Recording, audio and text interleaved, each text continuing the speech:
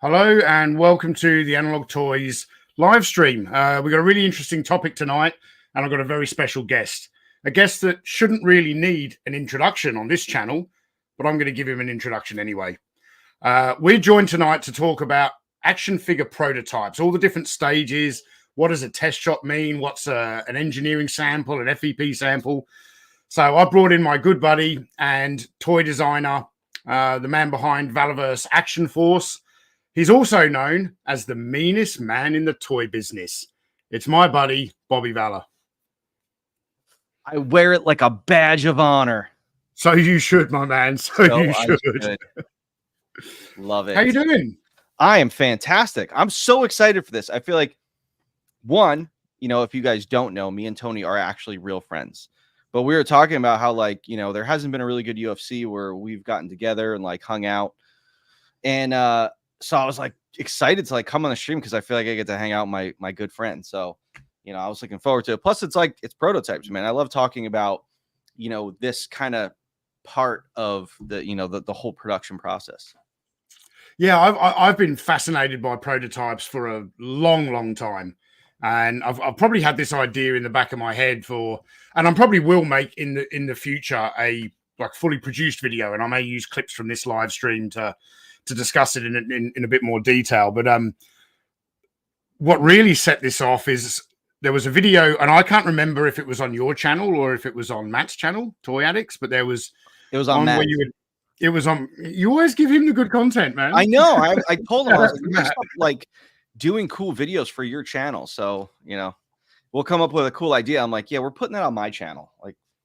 No way we're doing that on yours.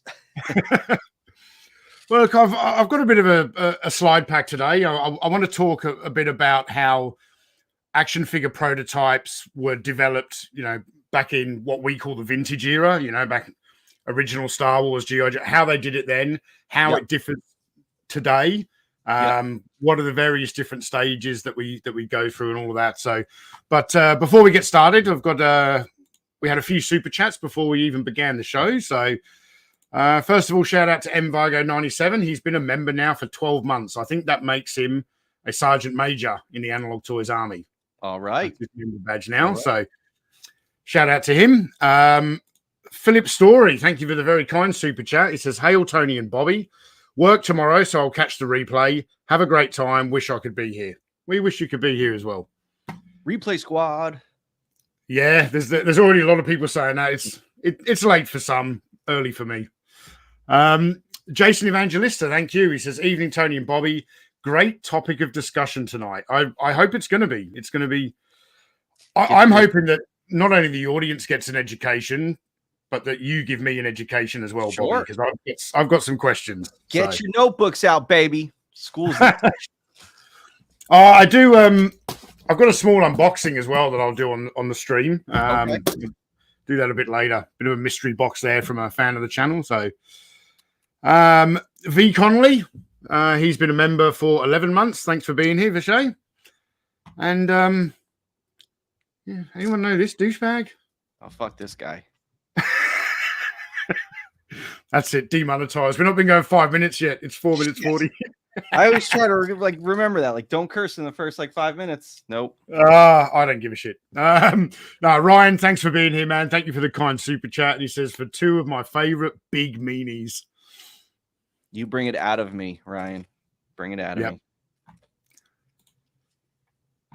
All right, Bobby. So before we get into my slide pack showing a few examples of toy prototypes over the years and stuff like that, would you consider yourself a collector of prototypes? I am. I'm not of all brands. I was very big in G.I. Joe because it's for the modern day 4-inch line, the 07 to 2016 stuff. I was very deep into unreleased stuff and stuff that never got made. To me, if I collect anything, it's unreleased stuff because I'm more fascinated in the stuff that goes to production and gets made, but then doesn't get released. So, you know, because I've, at Hasbro, I worked on so many items that like didn't get made, but got like tooled. Like we tooled stuff like that X-Men set that has my head on it. We tooled that, and that item got canceled. It wasn't until the last minute that another retail partner picked that item up, and it survived. But there was a series of 4-inch Marvel Universe figures I worked on where we showed a figure on the cross sell that got cut from the wave, and I had the prototype on my desk. So stuff like that is what I was always fascinated by. It's like, listen, test shots, they make so many of them, EEP, FEP samples.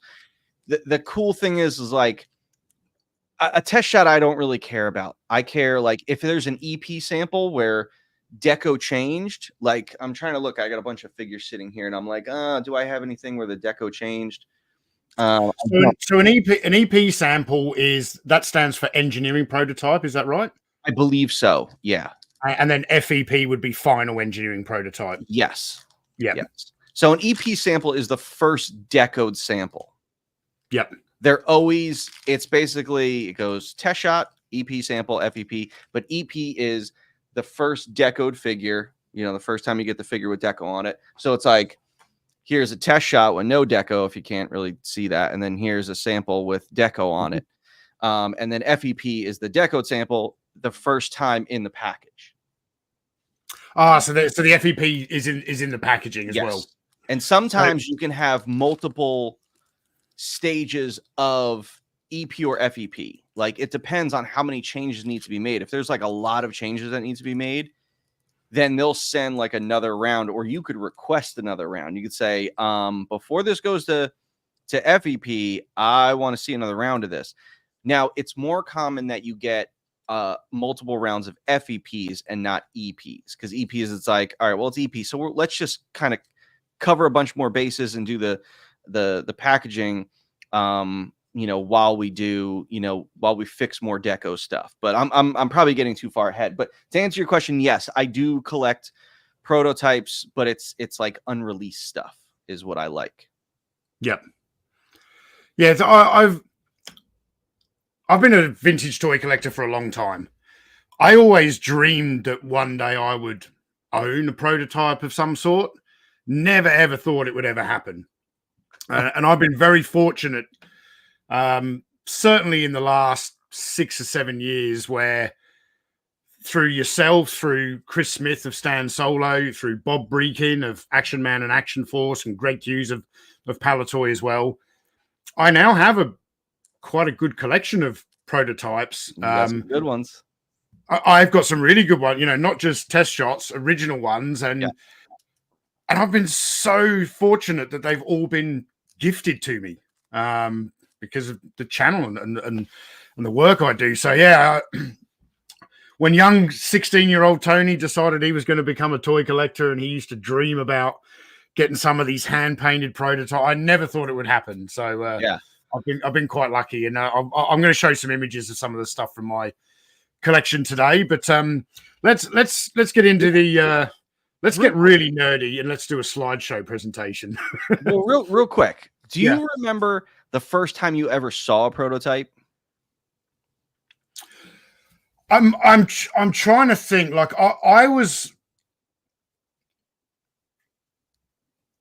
I think it was in. I think I picked up a collector book for 12-inch GI Joes, and I saw the prototype of the very first 12-inch GI Joe, where they took one of those wooden artist mannequins, and sculpted up a face and handmade clothes and stuff like that. But to your point about unreleased stuff, I always had a fascination with. I've always wanted the large Kenner alien. Alien. I've always wanted one of those. Not easy to find and not cheap either. Yep. But I, a long time ago, saw a Kenner catalog for the alien toy, and it showed a 3 3/4-inch line, which many years later got done by Reaction. They did the 3 3/4 inch. But I was fascinated. But you could tell those were prototypes. So yeah, I don't remember when it first started. It would definitely be kind of in my teens, but I think even before that, I was familiar with a bit of unreleased stuff, stuff that you would see in catalogs that never came out. Yeah. So like within the Action Man range, there's a very famous, they did the German Africa Corps uniform. Okay. In one of their catalogs, I think it was 1981, they advertised the German Africa Corps officer. We never ever got that. There's a lot of stuff in Palatoy's Action Man catalogs, photography of what looks like finished production samples that never came out. So, gotcha. And what about for you? When was the first time you? Yeah, I'd remember seeing it in like Lee's or Tomart's like action figure, catalogs. Yeah. Like I remember Power of the Force 2 came out. They showed a lot of like test shots and stuff like that in those magazines. But the first time I ever like saw one was I was an intern at Hasbro, and this was 2010, and I was on the GI Joe brand, and I was there maybe I think it was my first week there, and my boss came over and he's like, "Hey, I got a project for you." He's like, "You have to review these samples and you have to find any flaws with them." And he hands me a bag of test shots for the Pursuit of Cobra line. And I was like, "What? Like, this is awesome." And then I was all done. I made my comments and stuff. And he goes, "All right, you can keep those." He goes, "Just don't tell anybody." And I was like, it was like the coolest thing I ever got was, the whole series of test shot samples for Pursuit of Cobra. It was awesome. Wow. Yeah. I'll never forget when I was researching my documentary on Action Man, my big feature-length documentary, and I don't know how I found out about it, but I learned that after Palatoy closed down in 1985, the entire design department, everything that was in the design building at the Palatoy factory, was all boxed up and sent to the Museum of Childhood in Bethnal Green, London. Okay. And they had Action Man stuff out on display in the museum, but they didn't show any of the stuff from the design department. And Bob Reekin had a contact at the museum, and I spoke to them, and I got 2 days of exclusive access to go into the archive. And they had these big, 2 foot high cubed removal boxes. When you move house and you get the big U-Haul boxes. Yep. They must have had 40 of these boxes. And I just had 2 days down in the archive room. It was just taking stuff out, photographing it, putting it back.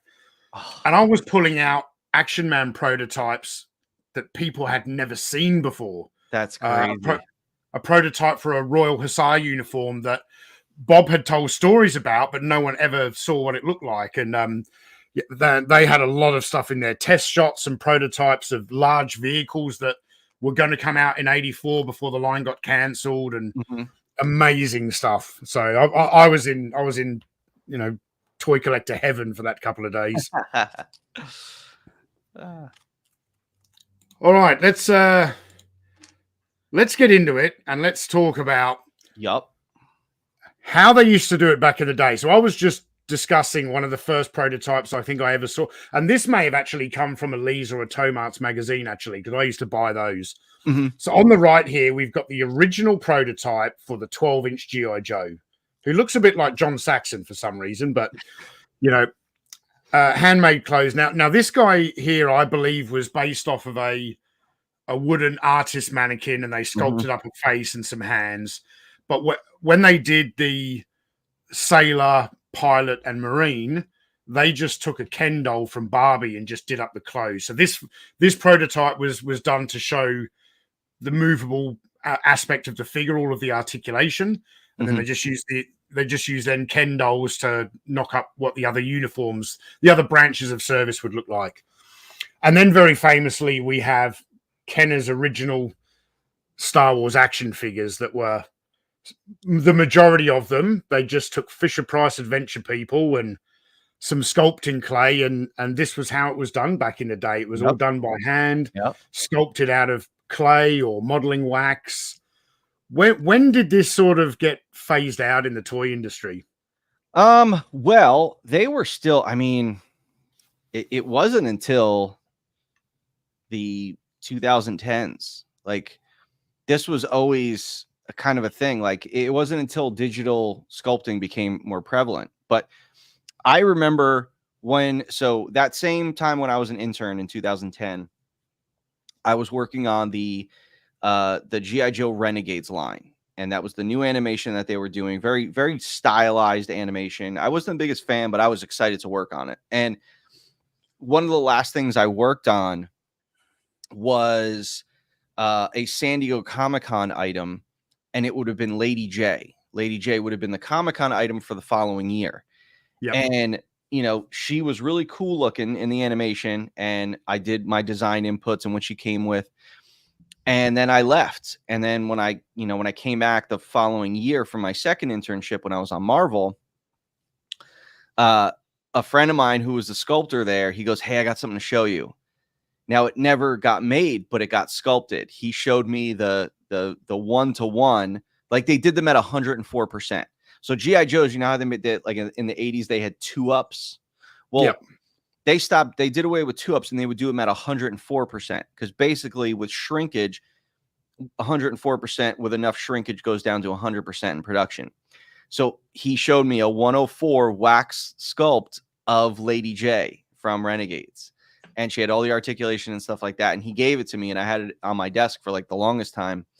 That was so cool. But it's like, even back then, like digital was just starting to like come around. So in the 2010s, 11s, even into 12, they were still sculpting with wax and Castelline.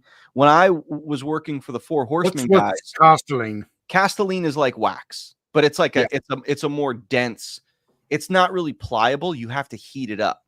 Like wax, when you sculpt out of wax, it's pliable and you could really knead it almost like clay. Castelline, you cannot. Castelline has to be melted, poured. You have to use a heat knife and dental tools to really like scrape away at it. But it's a much harder material to get more in-depth details.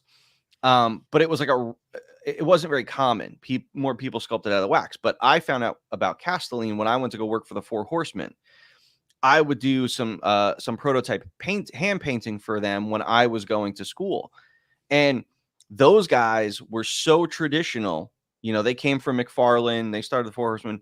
None of them sculpted digitally. They sculpted by hand. And they would sculpt out of Castelline. I remember one of my favorite things, it's if there wasn't a lot of work, I would go into like Eric or Chris's office and just watch them sculpt.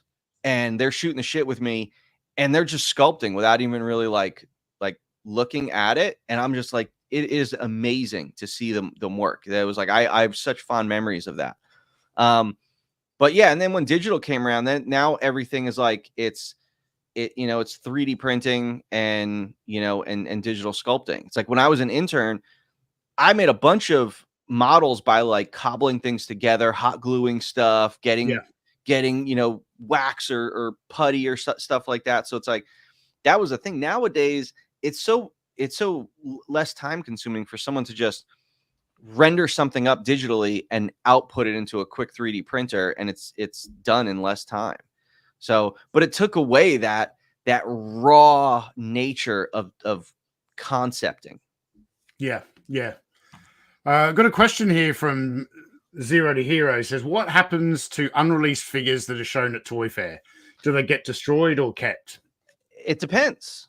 I mean, when I was at Hasbro, look, a lot of guys, you kept the stuff that was unreleased because it's like, you kind of cared for it. It was like, it was cool. It was cool. You wanted to see that stuff. So you kept it on your desk and stuff. But once a month, they would have called a shred bin, and everyone from the boys design area would throw the stuff in the shred bin.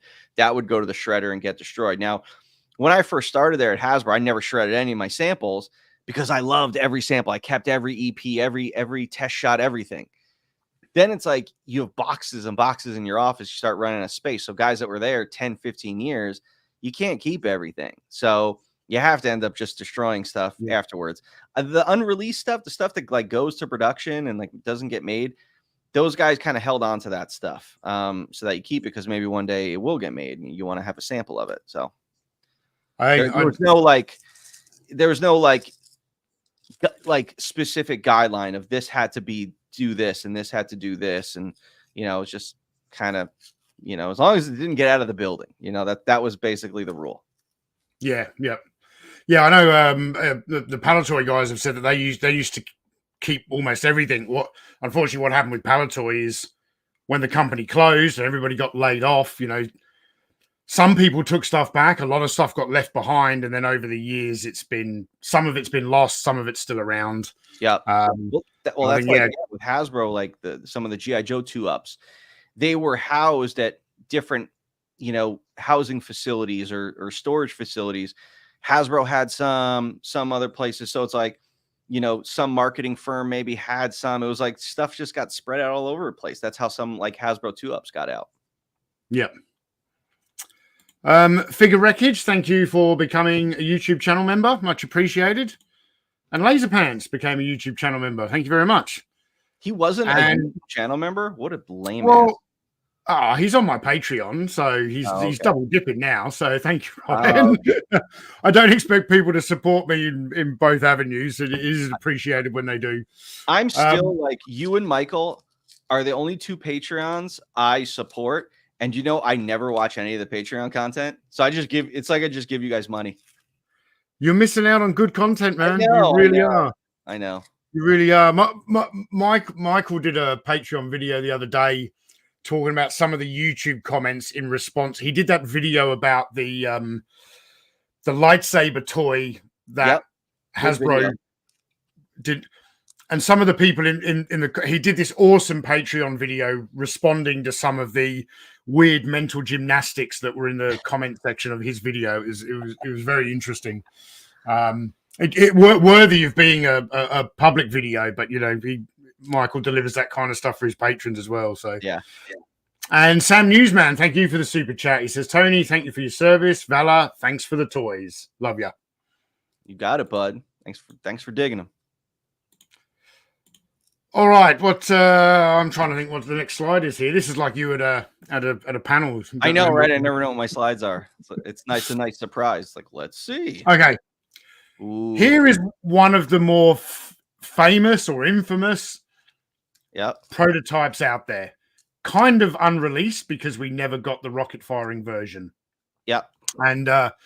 And Bushman asked a question in the chat before we started about really defining what a prototype is. So there are a number of these out in collector hands. One recently sold for over $1 million, which I think is fucking ridiculous. But yeah. All of the ones that are out there in collector hands are either test shots or EP samples, because there are some unpainted ones, which to me is a test shot. Yep. And then like this one on the right here. But to me, the original prototype is actually what's shown here on the left. And the original prototype actually made it into photography for an item. Wow. It's in the one of the collector cases, not the Darth Vader or the C3PO, the first square collector case, with the trays. You know how it had the paper insert? There's a paper insert that has this model Boba Fett in the tray. So that one's like kind of rare. You can get it for like $300, $200 or $300. I always wanted to get one. It's just a piece of paper, but they corrected it like really quick though. Yeah. So like I look at the hands on this Boba Fett on the left here. Yeah. I think that's so they've used Stormtrooper arms and hands, and then a bit of sculpting clay on the top. This obviously looks a lot more movie accurate, and then we've got the figure on the right that is the famous one that everyone knows. It was going to have this rocket firing feature. It didn't, but this is actually, I think, more common than probably some of the prototypes that you and I own. Like I'm sure I know you own some absolute one of ones, like the original handmade, only one ever done. These rocket firing Boba Fett's, like there's like a dozen of them out there in collector hands in various stages, unpainted and painted. Yep. I was actually just talking with my YouTube guy this week about that because we were talking about prototypes and how I was just like, there's more of these than you think, because it was they were able to get this thing to EP stage. So it's like, when they run test shots, they run a bunch of test shots. Yeah. And then EP samples. It's like, dude, I would get 6 or 7 EP samples. And that's just me. The engineer would keep some, So it's just like there's a bunch of Rocket Fire and Boba Fett's out there. I mean, it's not like one of these things where there's like 5 of them. I bet there's probably at least 20 of them. Yeah. So, serious question now. If you didn't pay $1 million for this, could we have got the Vanguard a bit cheaper, or? I'd love to know who bought this. Well, so I follow Jeremy. An auction house bought this, did they? What to was drive that? up the price? Did another auction house buy it to drive up the price? Yeah, right. You never know. Well, I mean, so Jeremy Padower, he is the CCO of Jazzwares. Very popular guy in the toy industry. He founded Wicked Cool Toys. He was part of Jax when the WWE line was there, and now he's one of the head people at Jazzwares. But he's like one of these like speculators. He invests in stuff, but he's a huge collector. He buys a lot of really expensive Pokemon cards. He bought a couple years ago a first edition Harry Potter, and now it's like, he'll always show like things online. Like he showed a first edition Harry Potter that sold for like almost $1 million, and he's like, look, I bought mine for, I think he bought his for like 300,000, and he's like, look at what the market is now and how things are going up. So he's a big advocate of investing in collectibles. So he was following this Boba Fett thing really closely, because now it's like when rich people used to buy artwork and then just like house it in a warehouse and not really show it, like, because it was an investment to them. That's what like millionaires are doing now. They're finding things to invest in. Like millionaires have been investing in comic books for the last like 10 years, because it's like, oh, what's something that's going to go up in value? Oh, cool. Now it's like, oh, toys are going to go up in value. So that's kind of what's driving this. Like I'd be very shocked if it is an actual real toy collector that bought that for $1 million. It's probably just some, investment guy who's looking for that next thing that he could just sit on and maybe flip 10 years from now, kind of thing. Yeah. That definitely wouldn't surprise me. And Ryan here is saying that Gus Lopez estimates that there are approximately 50 of them out there. Yeah, so even more than I expected. So yeah, same. I was thinking more like a dozen, but 50. I mean, I doubt all 50 you've probably got the rocket still, but I know a lot of them do. Mark Boudreau, famous Star Wars designer, he had one, but he would never show it to anybody. He had it in a safe in his house, but he definitely had one. Yeah. But the cool thing about Mark Boudreau, he did all of the Millennium Falcons. Yes, yeah? he did. Yep. Yeah. The cool thing about this Boba Fett that just sold is normally you see it and it just has one rocket. Like this one was slightly different. It had multiple rockets. It had the guy's business card. Like this one was like more traceable. Whereas the other ones, have just been, spread out in the market here and there. This one was like a little more complete in a way. Yeah. So now we get on to something that you were discussing earlier. Yep. G.I. Joe 2-ups. Now they're called 2-ups because they are double the size. Yep. I think I know why they did this. And it's because G.I. Joe was a 3 3/4 inch toy line. When you're sculpting everything by hand, it's harder to get the level of detail that you want in the smaller figure. So they made them double the size and then kind of copied them down. Is that right? That is correct. So how much would you pay for a 2-up of Steel Brigade?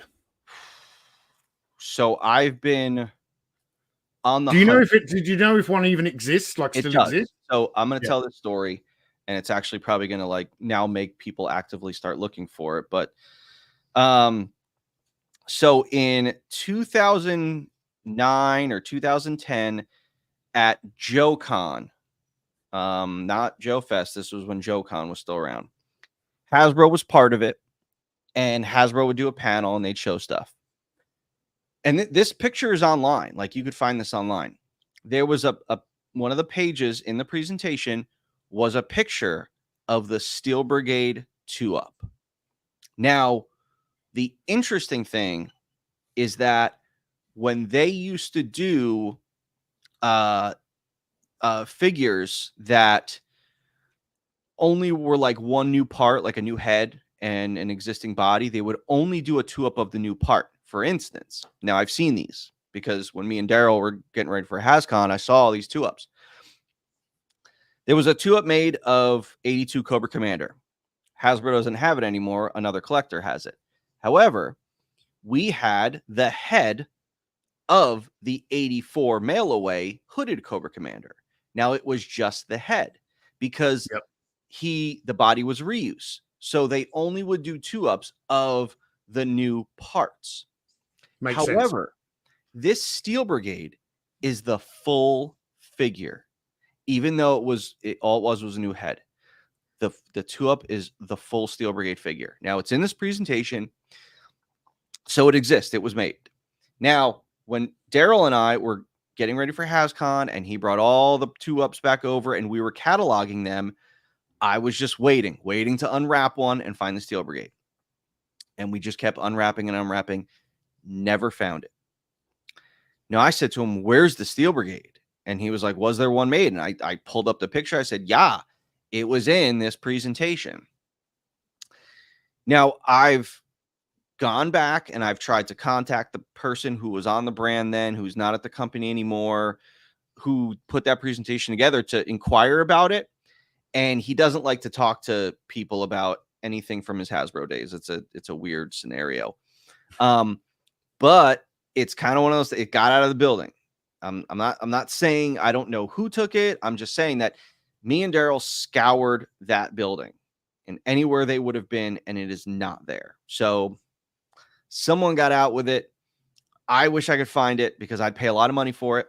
How much would I'm you sure pay one for day it? some hater is gonna find it, buy it, and then sit on it and like dangle it in front of me, like, "Oh, look what I got," It's kind of one of those things like I really, really wanted it, like, 5 years ago, but I think because I don't display my Steel Brigades anymore, I don't even display my G.I. Joe collection, and it's kind of just one of those things. I lost a little bit of interest in it. I'm sure if it did come up tomorrow, I would definitely buy it. Yeah. The market on 2-ups is a volatile one, because they don't come around all that often. It's very rare that one does. And now the guys that have them are sitting on them. There's some guys that have a bunch of them. There's some guys that have 1, 2. Some people are open about the ones they have. Some people aren't. But a good one could go for $20,000. A minor guy could go for 5. But they're super, super sought after because there's only one of them. Now, I heard that there was multiples, like they made multiples. Now, I think what they did was, and they did it the same way like Hasbro does the process now. When they do a photo, like a painted prototype, they do what's called a photo sample and they do a paint master. The paint master gets sent over to China for them to copy. That's the paint master. The photo sample is used for that. Photo samples for like packaging. So you'll see on Hasbro figures, you'll see before they started doing digital renders and they would show a prototype, a figure, like a real figure on the back. That was a hand painted prototype. And I used to pose them out and stuff like that for shots and stuff. Like, we used to use that model to send for submissions to Marvel for deco approval. So, the process was still used. It's just we didn't do them 2-up. We did them at 104%. But these 2-ups, these G.I. Joe 2-ups, now they did 2-ups on other lines as well. Like all lines from the 80s were doing 2-ups. I've seen Silverhawks 2-ups, Real Ghostbusters 2-ups, WWE Hasbro 2-ups. So it was a common thing to do a 2-up then. Yep. Very interesting. Yeah, I know. Yeah, so obviously selling stuff like, as you say, it's a volatile market. Yep. It would depend on the popularity of the character and all of that kind of stuff. But then you look at something like the Rocket Fire and Boba Fett. Like I think the last one sold for like 250,000, and then the next one is 1 million. Like, it's not, you can't go and look at sold listings on eBay to gauge a price on items like this. It's whatever it's going to sell for on the day. If it's heavily promoted in an auction like Hates Americana or something like that, where everybody knows about it and you're getting wealthy bidders all over the world, who knows? And that's why you see these big, crazy, rare things go to auction houses. Like, it would be more common for a GI Joe Proto 2-up to go to like a Hakes, rather than a private sale, because when you go to like a Hakes, you can get more eyes on it and more bids. And it's like, for instance, if you were looking, say you were selling the Sergeant Slaughter and you wanted $8,000 for it. Well, you put it on Hakes and someone's willing to spend 8 and you're happy. But then some other guy's like, yo, I'd spend 10 on that. And all of a sudden you're like, ooh, I'm getting 10 now. So it's just like, it's just more eyes on what you're selling. Yeah, absolutely.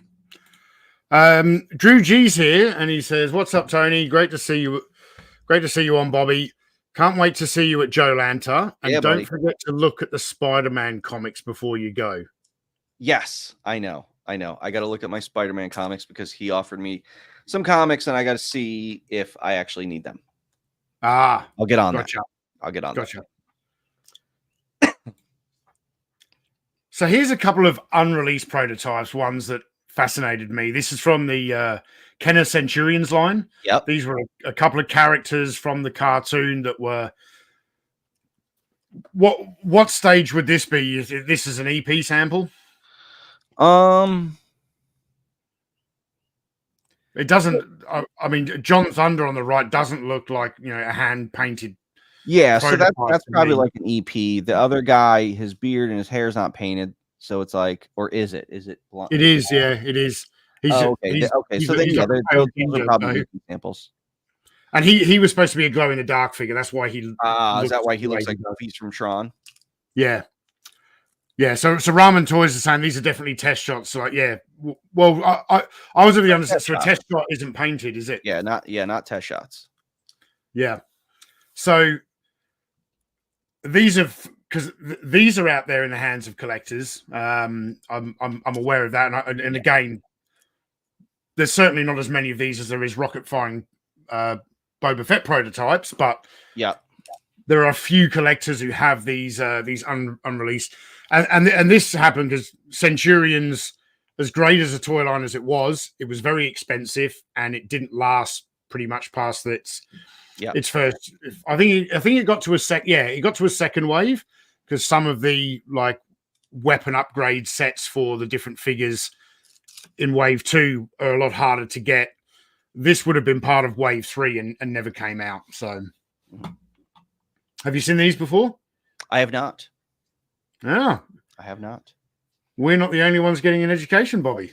You know what? The thing I like to do sometimes when I'm bored is I'll go on eBay and I'll look up prototypes and unreleased stuff just to see like if there's stuff that I didn't know about, like unreleased stuff that never made it out and stuff like that. And see like Mattel WWE is very common for unreleased stuff because they go so deep and they do so many items that it's like there's always stuff that doesn't get released. Like they did a Chief J Strongbow figure and he was cool. He had this big Native American headdress and stuff like that. They showed him at some convention. They put him into production and then his wave got canceled, or I think just he got canceled, but he made it to production.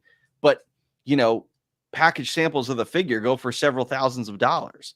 But it's really common for, Mattel WWE stuff to, get canceled last minute, but go into production. Yeah. Brian Dillingham, thank you for the super chat. He says, just unboxed the Vanguard with a friend for his Instagram. Nice. I felt like I just got the whale as a kid. Excellent work, Mr. That's awesome. Hey, comparing it to the killer whale, that's some high praise indeed. Yeah, I was just telling Bobby before the stream started. I pre-ordered the Stealth Grey Vanguard, and when I pre-ordered it from the website, I put down my US forwarding address. And it got to the US forwarding address, and I just kind of left it there for a few weeks to see if I could package it up with anything else. And so I was the lazy one getting it moving to Australia, and it landed in Perth yesterday. So I'm excited to get because my grey one's going to go with the Steel Brigade. I'm going to put all the Steel Brigade stickers on it, the missile launcher. That's going to be my Steel Brigade ride. So thanks again for the super chat there, Brian Dillingham. I'm going to grab a drink real quick. Yeah, no problem. Not Top Goon, good to see you. Chronically Online says, I believe the solicitation for the Boba that just sold used retro collection figures in reference to the toy line from Kenner. Wow. Wow. All right. What have we got next in the slide pack? This really is like a Valaverse panel. Okay.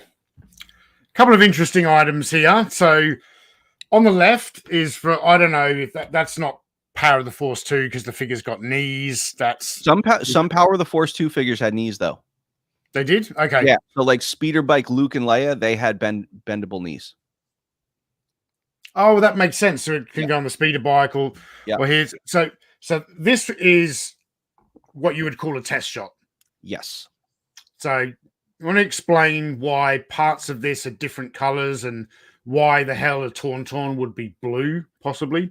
So when they do test shots, it's literally the first time they're running the molds, and it's just to test. Because listen, every test shot needs improvement. Like nothing. Listen, I never had a test shot sent to me that didn't need comments. Like there's a ton, because when you're dealing with like heat tolerances and fitting issues, all that stuff is such a science and has to be dialed into like millimeters. So they're not looking to like put the stuff in the correct mold colors. So they're running, if they're like, okay, say Cabbage Patch Kids are in production right now. All right, well, just remember we have to do the test shot for that Tauntaun. So say, if there's any plastic left over, let's run the mold with whatever we have left over from the Cabbage Patch doll. Yeah. They just take anything. Like, for instance,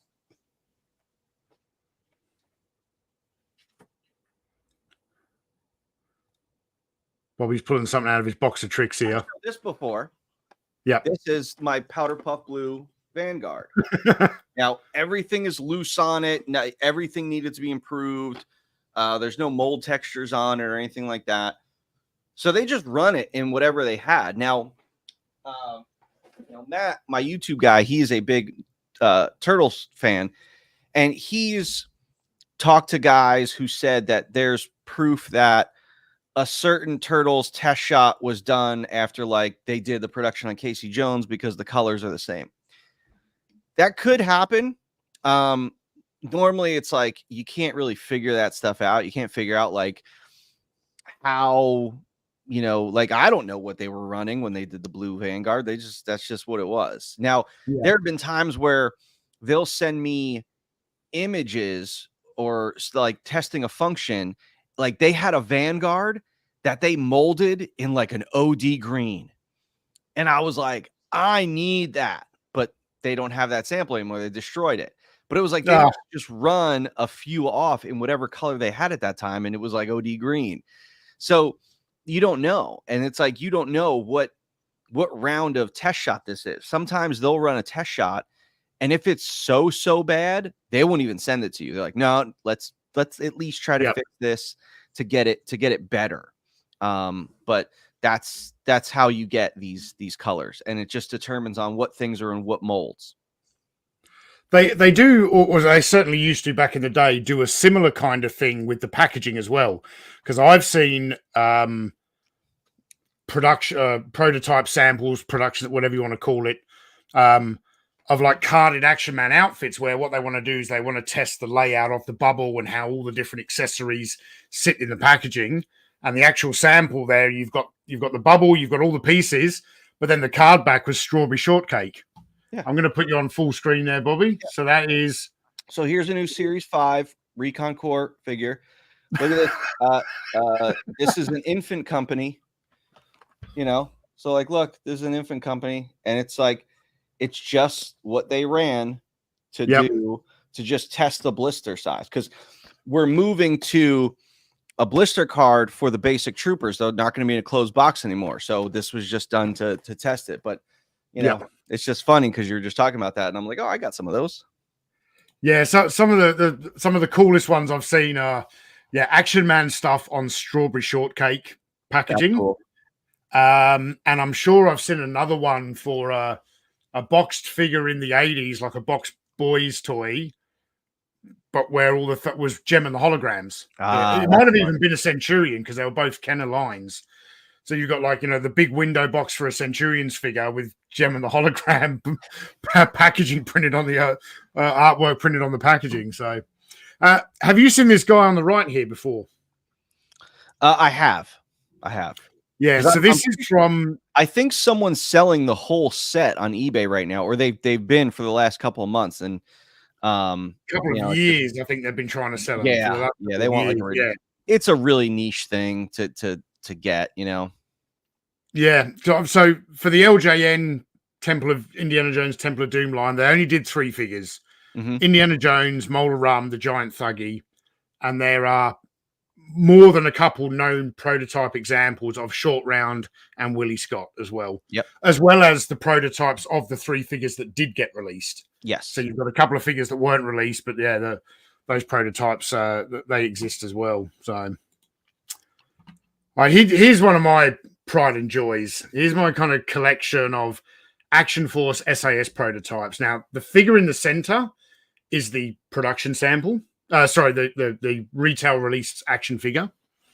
The one on the left is an original steel prototype used for production, toy fair, promotions, this kind of thing.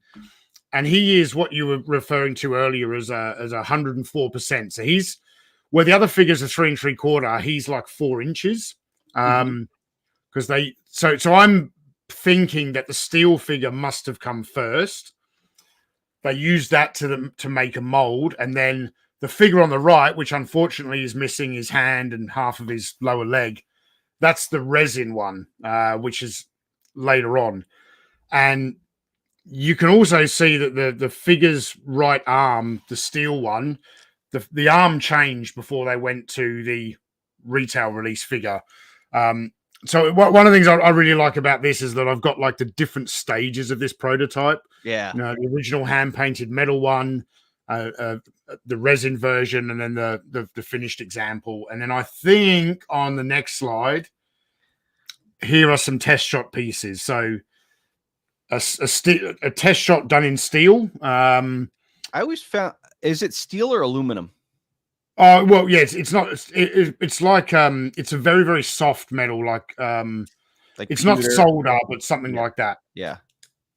So this is back in those days. They were hand making molds to make their test shot prototypes, and then kind of developing it from there. So so that's like they did the steel figures, like the metal figures, like that's. I'm like, what a odd like material to use, like. It's probably more expensive and, just harder to work with. Yeah, and I don't know what came first, but like it's in the middle there, we've got a test shot of the front torso of the same figure, run off in yellow plastic because of whatever they were producing at the time, and then I think that's a resin test shot of the head of the figure. So the whole collection is like a real prize piece for me because I've got different samples of the figure, test shots of all the parts. It's a very, very a collection of prototypes that I will never ever part with. It's a cool run to have, Oh, definitely, definitely. And these all came from Bob Breakin, and he actually gave me the original Series 1 carded figure with the set. I think along with the issue 1 of the Battle Action Force comic as well. So very cool. Here's a recent acquisition. Yeah, amazing. I don't think it. I think this figure would probably fetch more. Not this figure is never for sale, but some Action Force steel prototypes have sold for like $500-600. I think that's crazy. Yeah. Yes. Yeah. Some of them a hell of a lot more. It depends on the desirability of the character. And there was famously there was the Orange Frogman that I was Bob Breakin got me to auction off a few years ago to raise money for a bushfire charity here in Australia. And before we actually knew each other, I think you were sending me private messages trying to bid on it, and you got outbid, didn't you, on the Orange Frogman? I did. I see. Yeah.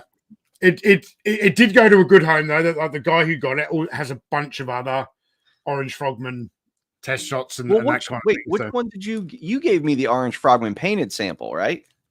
Yeah, so that was the Orange Frogman that was hand painted for when they got into the second and third year where they were doing the teams.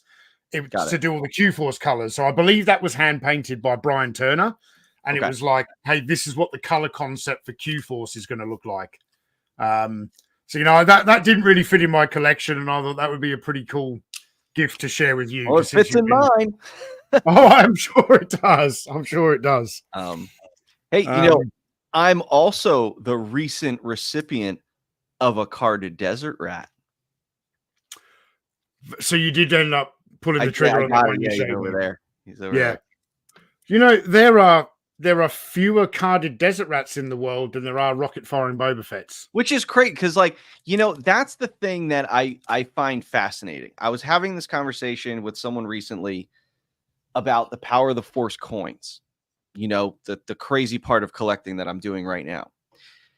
There's a prototype Luke X-Wing coin that's small. It's like the size of a quarter. Yep. And they say there's only about 300 to 400 made. Okay, well, there's about that many, maybe more, of the category 4 and 5 coins. Yet those go for thousands of dollars. And the Luke prototype coin you can get for like $200. And I'm like, wait a second. Like when there's so little of something in the world, it's like, how do you justify, the rocket fire and Boba Fett? If there's 50 and there's less carded desert rats, the desert rat it's virtually, worth more, but it's not, So people in the community have said to me that, so I believe the Australian jungle fighter, they said that there was only half a dozen known to exist carded. I then obviously came across one at Joe Fest 2023 at a bargain price. Asshole. I know you wanted it, but hey, you scored some good stuff there as well. I did. I was part of that as well. But yeah, so they reckon there's only about half a dozen Australian jungle fighters and maybe about a dozen carded desert rats. Okay. Now you take original 12-back Luke Skywalkers, Darth Vaders. Those figures sell for $3,000, $4,000, $5,000. If you get a 12-back there are hundreds of those still in existence. Well, dude, think about the vinyl Cape Jawa. There were thousands of them made because it wasn't like a change where we only did a few of them and then we changed it. No, they did. He was in the first production run. Thousands of those vinyl Cape Jawas. You could find carded vinyl Cape Jawas at every single convention. Ton of them on eBay right now. And people want like $20,000 for it. And it's like, are you for real? Like, there's as many bloody bone collectors in the world. Like, get out of here. Yeah. I shudder to think what the bloody variant of the bone collector is. We've already seen what it sells for on eBay now. Right? Yeah. Because people can't help themselves. I know. Imagine what it's going to cost in 20 years' time when you're doing your 20th anniversary celebration of Valaverse Action Force, and we're on part 5 of the movies, and and Valaverse isn't $1 million company; it's $1 billion company. That'd be awesome. What is that bloody bone collector chase figure going to go for? Yeah, I wonder. I mean, it's you can never tell. I mean, look at Trigger. Trigger was a mass-produced figure in Series 2. And he was going for like $200. And when I heard that, I'm like, I should probably reissue him. So it's just like $200 for Trigger. Like, but people they need it, So it's collecting's crazy, man. I love it when you do that and you just stick it to the scalpers who are out there, they're trying to get $250 for a figure, and you're like, I'm just going to re-release it. Yeah, do that, man. Yeah.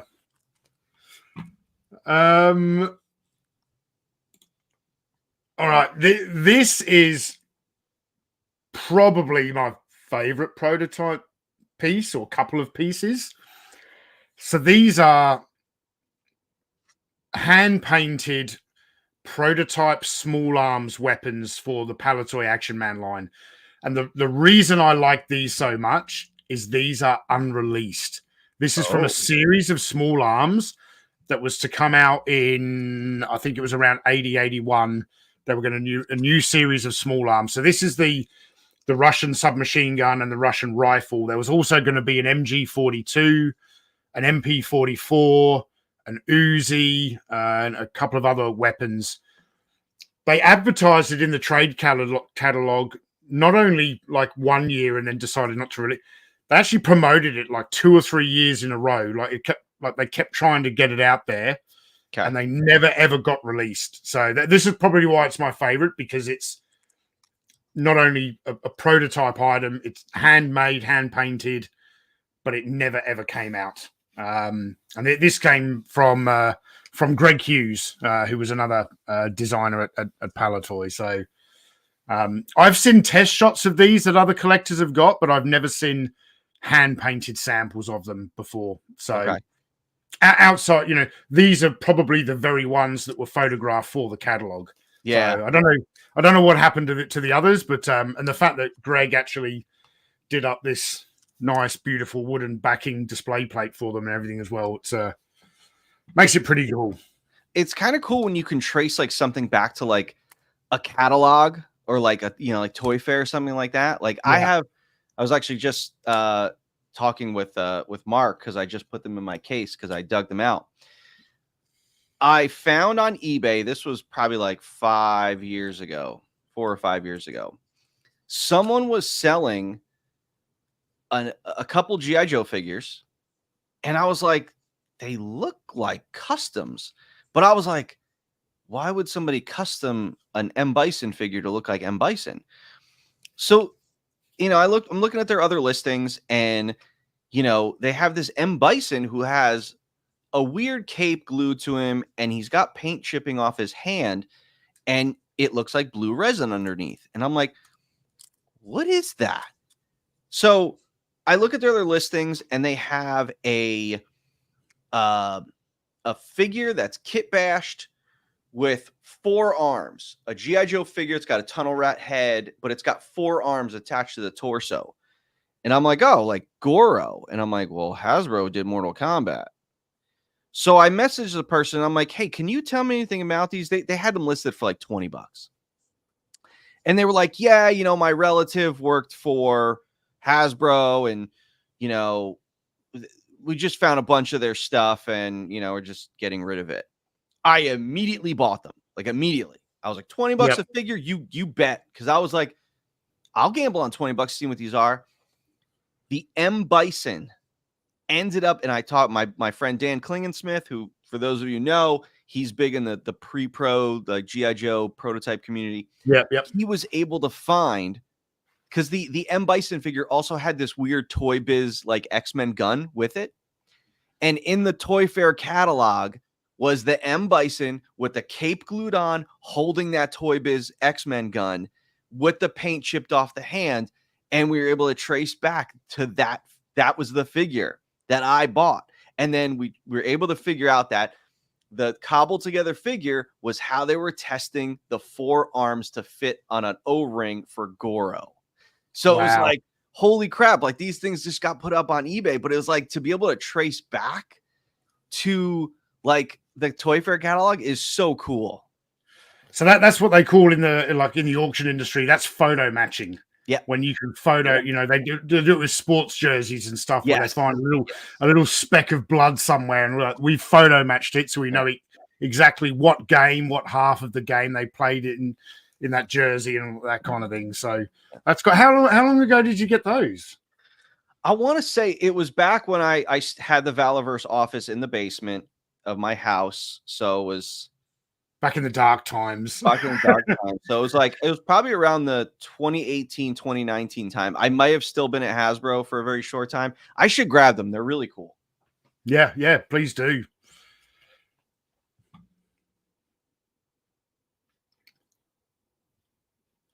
Just catching up on the chat here.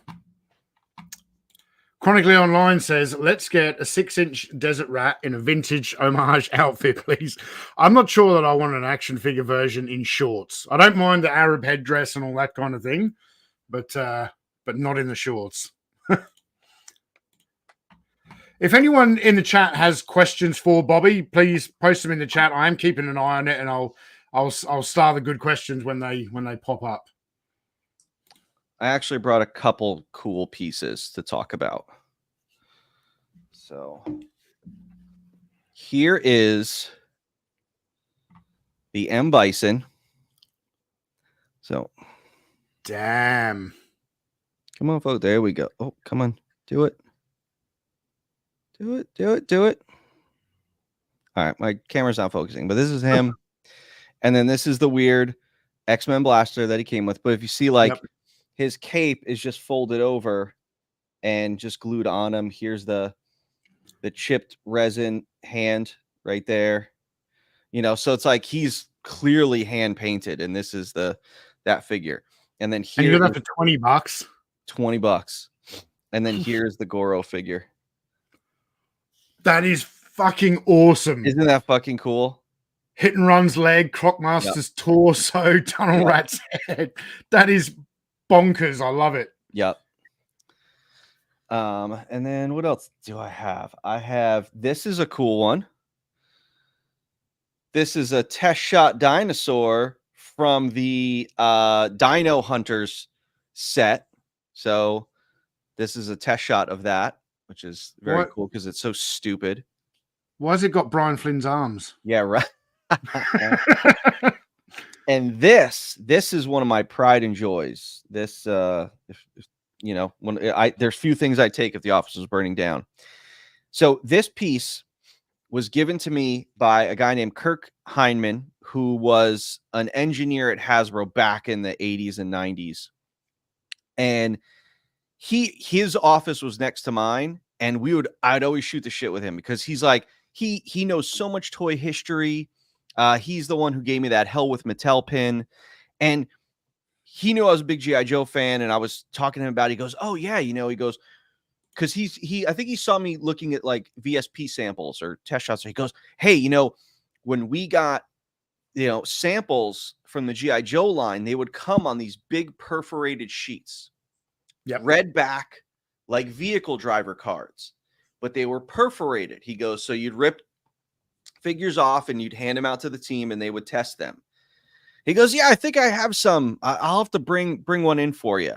And like true to his word, the next day he comes in and I got this. Now this is, so this is Breaker.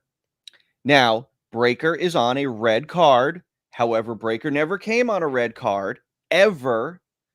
And you see, it's not the file card. It's not like the Sears one. And you can see the perforated edge there where you ripped it off the sheet. Now, this is a corner piece. So this is a figure from the corner, and then the perforated edge is here. Now, I sent this to get graded, and I sent it with the whole story to AFA saying, like, look, this is the designer who gave it to me. This is what was done. This figure, you've never ever seen a Breaker on a red card before like this. So AFA came back to me and they're like, we don't even know how to grade it because I'm trying to think. They almost didn't give it a grade. Oh, they gave it a grade, but they couldn't call it a prototype or unreleased. They just call it driver style card back. Well, he wasn't a vehicle driver. Like this was an EP sample. So they said, we've never seen one. This is the first time ever. So we don't know how to like kind of clarify it, like and write a description. I'm like, that's fine. Just grade it. Like, I just want it encased. I know the story. Kirk, people know Kirk. Like it's you know, it's there. Like this is, no one could ever refute this. Like this is a one of a kind. Like no one has these except for me and Kirk. But it's kind of crazy that, you know, all the G.I. Joe people I talked to, no one's ever seen the Breaker on the red card like this before. So it's like, this is a cool sample of how they got them back in the day. They got them on the vehicle driver cards, you know, so that was probably easy when they were doing vehicle drivers. They're like, oh, just put them on the red back card and just put them in the vehicles, you know. But that's a figure that never came on a vehicle card. That is very cool. The chat is absolutely loving that Breaker figure. Nice. Loving it. Yeah. Yeah. I'm taking offers. Are you? No. We do have a few questions for you in the chat. Well, first of all, Kevzilla67, thank you. You've been a member for 11 months. V. Connolly says the fact that he had that finished Goro and now he can see how it was Frankenstein together is surreal. That's really cool. It's really cool. And you can tell, like, the second I saw it, I'm like, I bet they were testing out Goro. Yep. You know, because the fact that they had the M. Bison figure right after Street Fighter, they did Mortal Kombat. So makes sense. Russell Terrell says, Bobby, have you ever thought about making 6-inch true military figures, not modernized like classified, but actual military style with combat and dress uniforms? I thought that's kind of what I was doing. But I mean, so here's the thing with dress uniforms, and this is why you won't see a dress blues gung ho ever again. The Marines copyrighted that dress uniform, so that kind of stuff is hard to do. So, you know, also it's just like, I mean, I always thought that the dress blues gung ho was so cool, but I mean, would people really care about a dude in dress blues, like slacks and stuff? So, you know, I probably wouldn't do something like that, but it's like, I mean, military style combat and dress uniforms. Yeah, the dress uniforms, no. You know, because it's like, you have expressed a lot of interest in doing World War II. I think that might be what I have expressed a lot of interest in World War II. Now that it looks like Marauders is going to go out of business, you know, but then again, they do 4-inch World War II. I want to do 6-inch World War II, and I'm gonna do it. You know, if you did a giant deluxe box set of Easy Company, like all the main like you could put a dozen characters in there.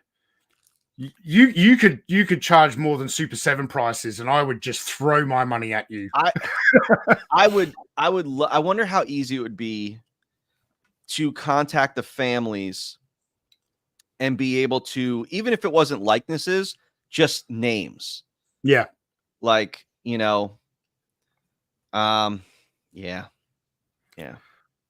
Dude, who's the guy who runs across, is it Spears who runs across the field? Yeah. He's so awesome. It's like, I want to do a Spears figure. But yeah, I mean, that'd be awesome to do Easy Company. Hey, you wouldn't need to tool up the Thompson. You've already done it. Wouldn't need to tool up the Thompson. I got, or the BAR, because I got the BAR coming. Yep. Yeah. Whoa, Patrick Burt. Thank you very much. $50 Canadian, that's hundreds here in Australia. Yeah, so cool. Yeah, quite a bit. Thank you very, very much, my friend, for the kind super chat. It says, gentlemen, I am loving this live stream. This is fascinating stuff. Thanks, Bobby, for your professional input, and Tony for your researched content. Thank you very much, Patrick. That's very kind of you to say. Well, I love giving a peek behind the curtain, man. You know, you guys tend to like this stuff, which is why my YouTube channel is doing well. yeah. Oh, I'm happy. I'm kind of, chuffed with myself for coming up with this idea for the. I've wanted to get you back on the channel for a long time.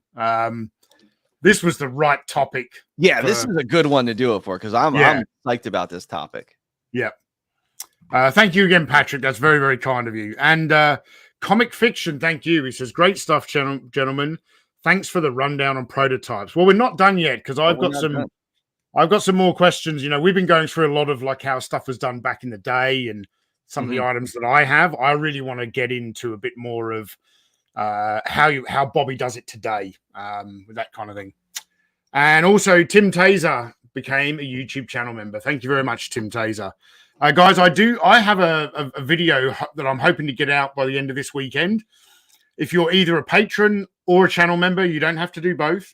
But either of those, you always get access to my fully produced videos 24 hours early, and I'm hoping to get another one out in the next day or two.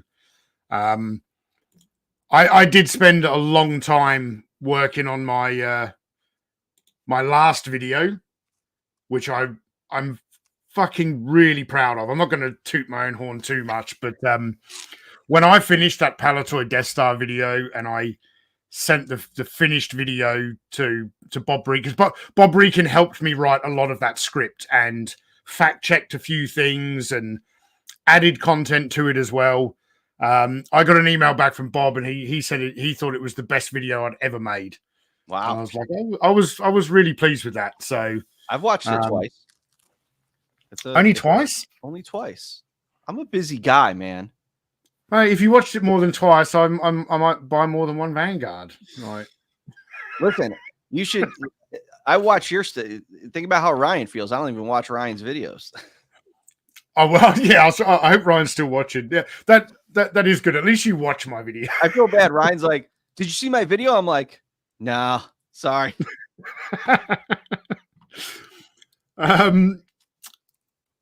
Right. Where am I up to with the prototype? Whoops, I went too far.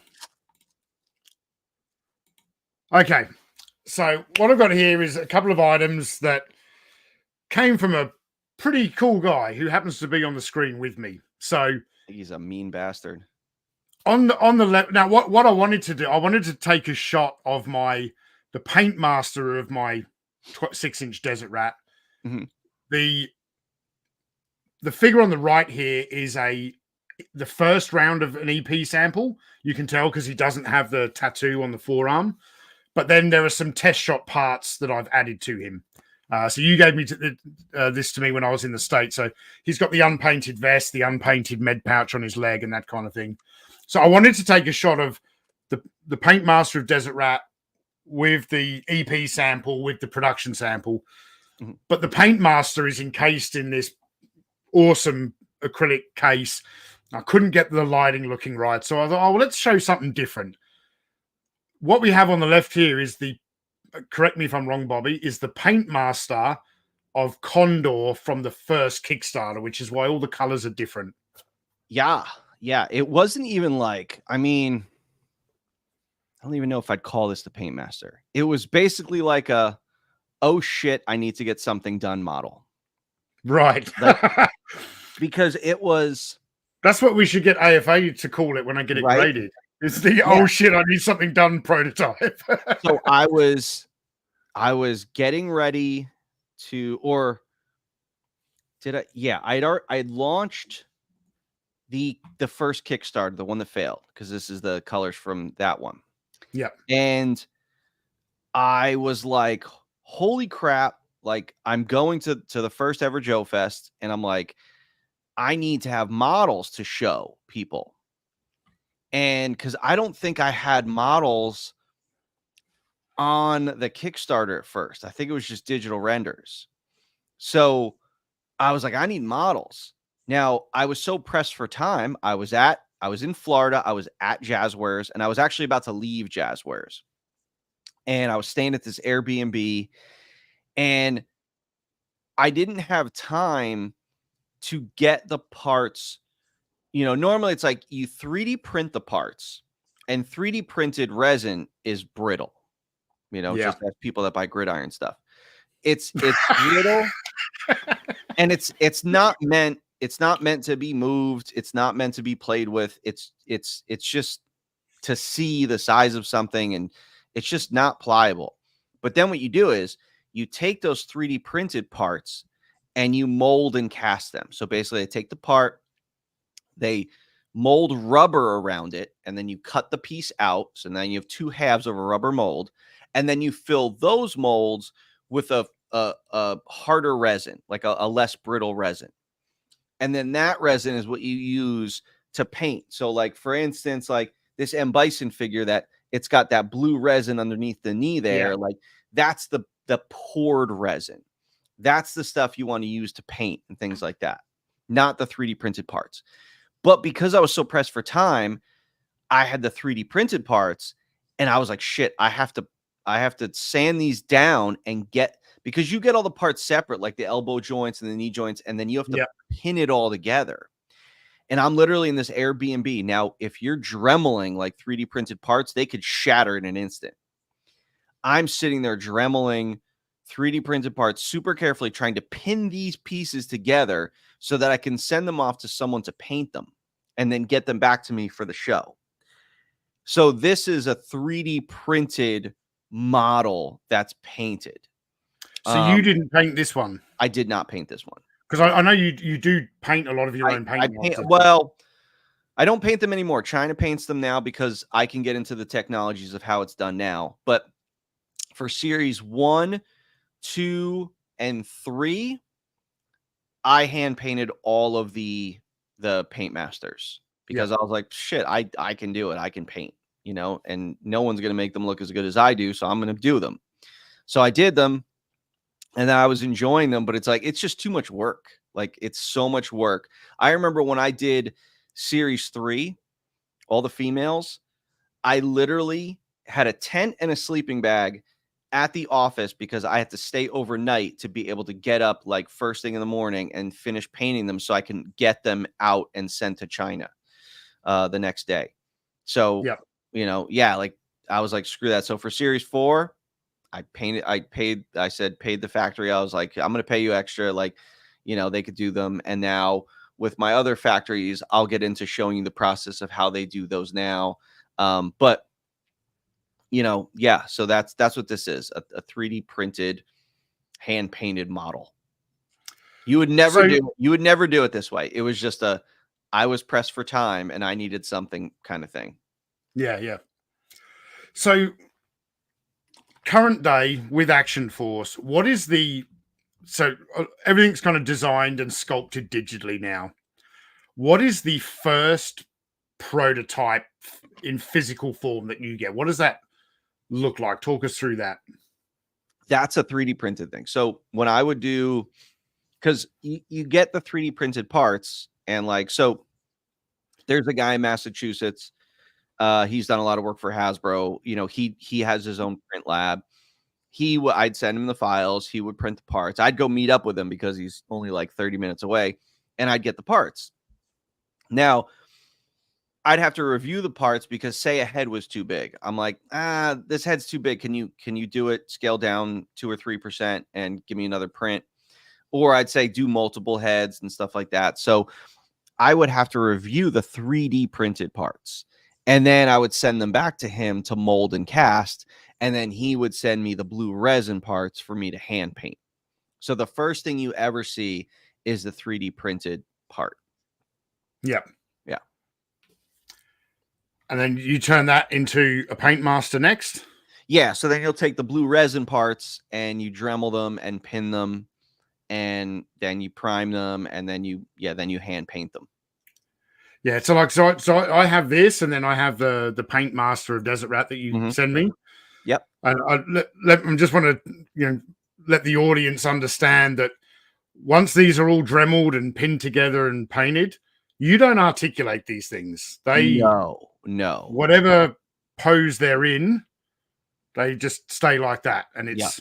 You try to. Now there's some because like there was times where I was using paint masters for the photography on the back of the package. You could see like areas where the paint chipped away. You got to be super careful with them. Yeah, absolutely. I'm just glad you posed Desert Rat and not someone like Ryan or Jeremy Jernigan. So these I didn't get from you. These came in a box from one of Ryan's friends based in China. I apologize, I don't remember who it was, but so these are test shots of a couple of heads, unpainted. I think that's the last kind of slide I've got here. So you'll start getting test shots like this unpainted. Is that the next stage before an EP sample? Yeah. So the first rounds I'll get are these pieces like this. There have been times for series 3. Let me see if I have any. Oh, well, I have it for series 5. Hold on. So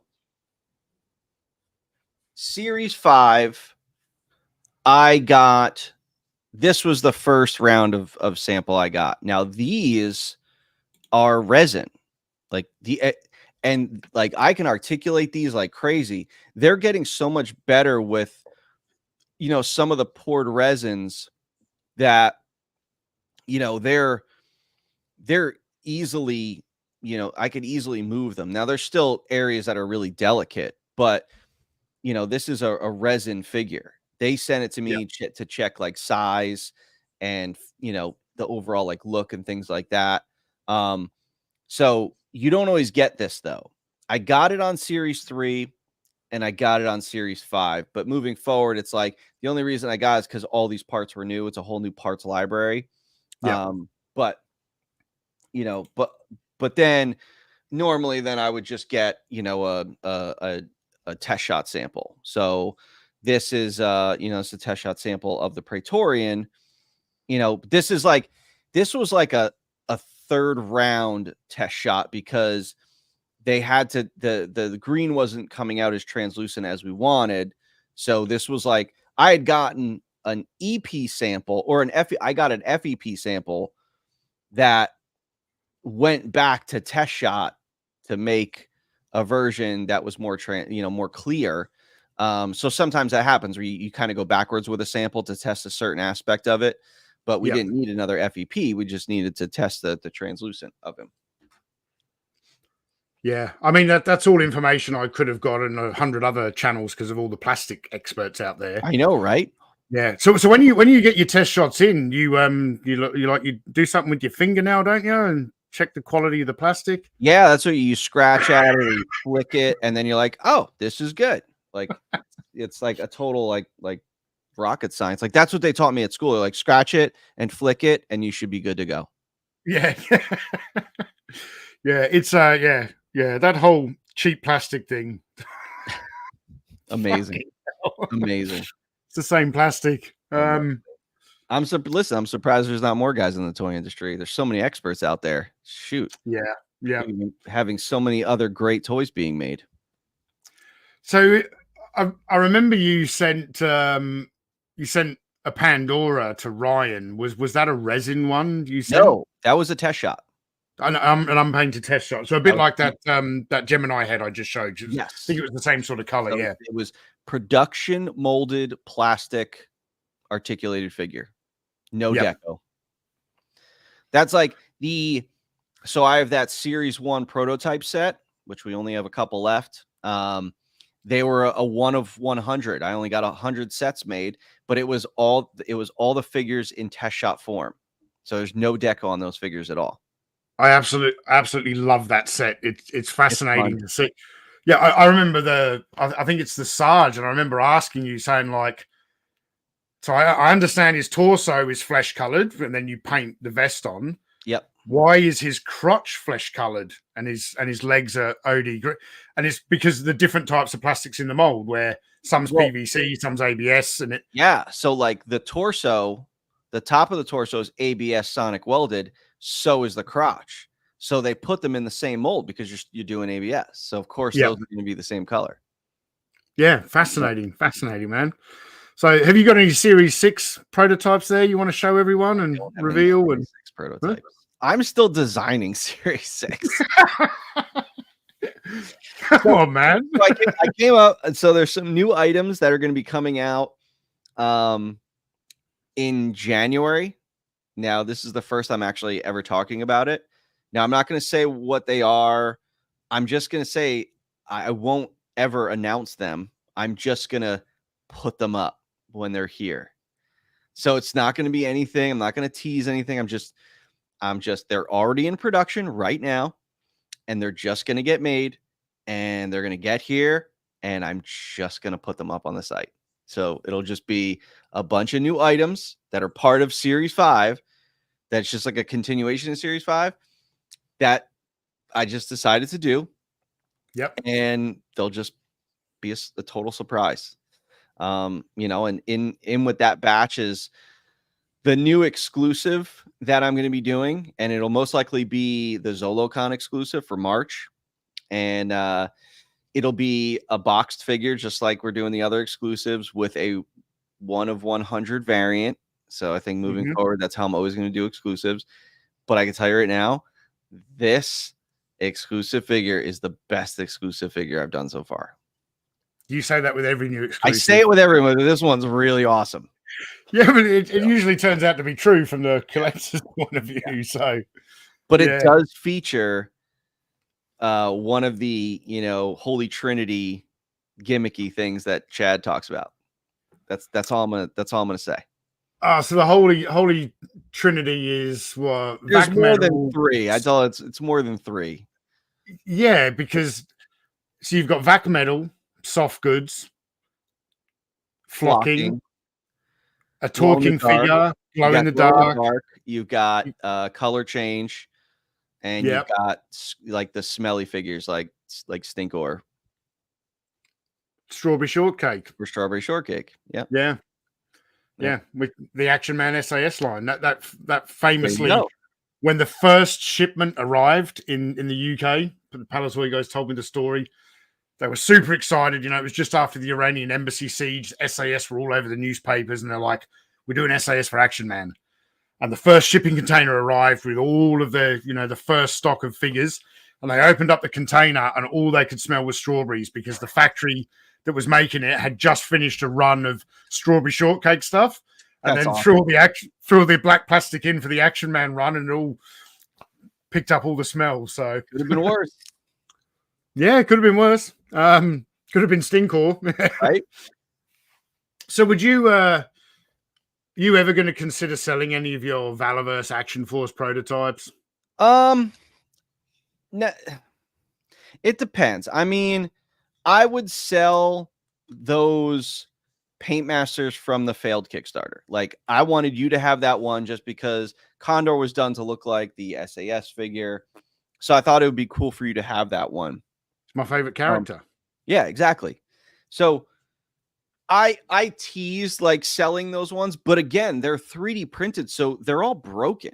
Like, they're all in pieces. Yeah. Like, I have a box of them. They're just like, I have to glue them all together. Like, because they're so brittle. Like, they just don't survive. I think those would be the only thing I'd be open to selling. Like, people want to buy one of these blue Vanguards, and like, I don't know. I hoard this stuff. Like, I don't want any of it out. Like, for instance, those parts that you showed the picture of the Gemini head and stuff. When Ryan sent me those pictures, like, I immediately got on my WhatsApp with my PM at the factory. Like, what the fuck? Like, yeah. You never want anything to leak from the factory. And the fact that the Gemini head was at one factory and the Balaclava head is at a totally different factory, I had to like go after 2 different people now. So, I know Chris at Stan Solo has the same problem. eBay in China, this stuff just keeps turning up. Yeah. He's got like test shots of a lot of his Star Wars figures have popped up on there. So yeah, no factory to it, Yeah, it's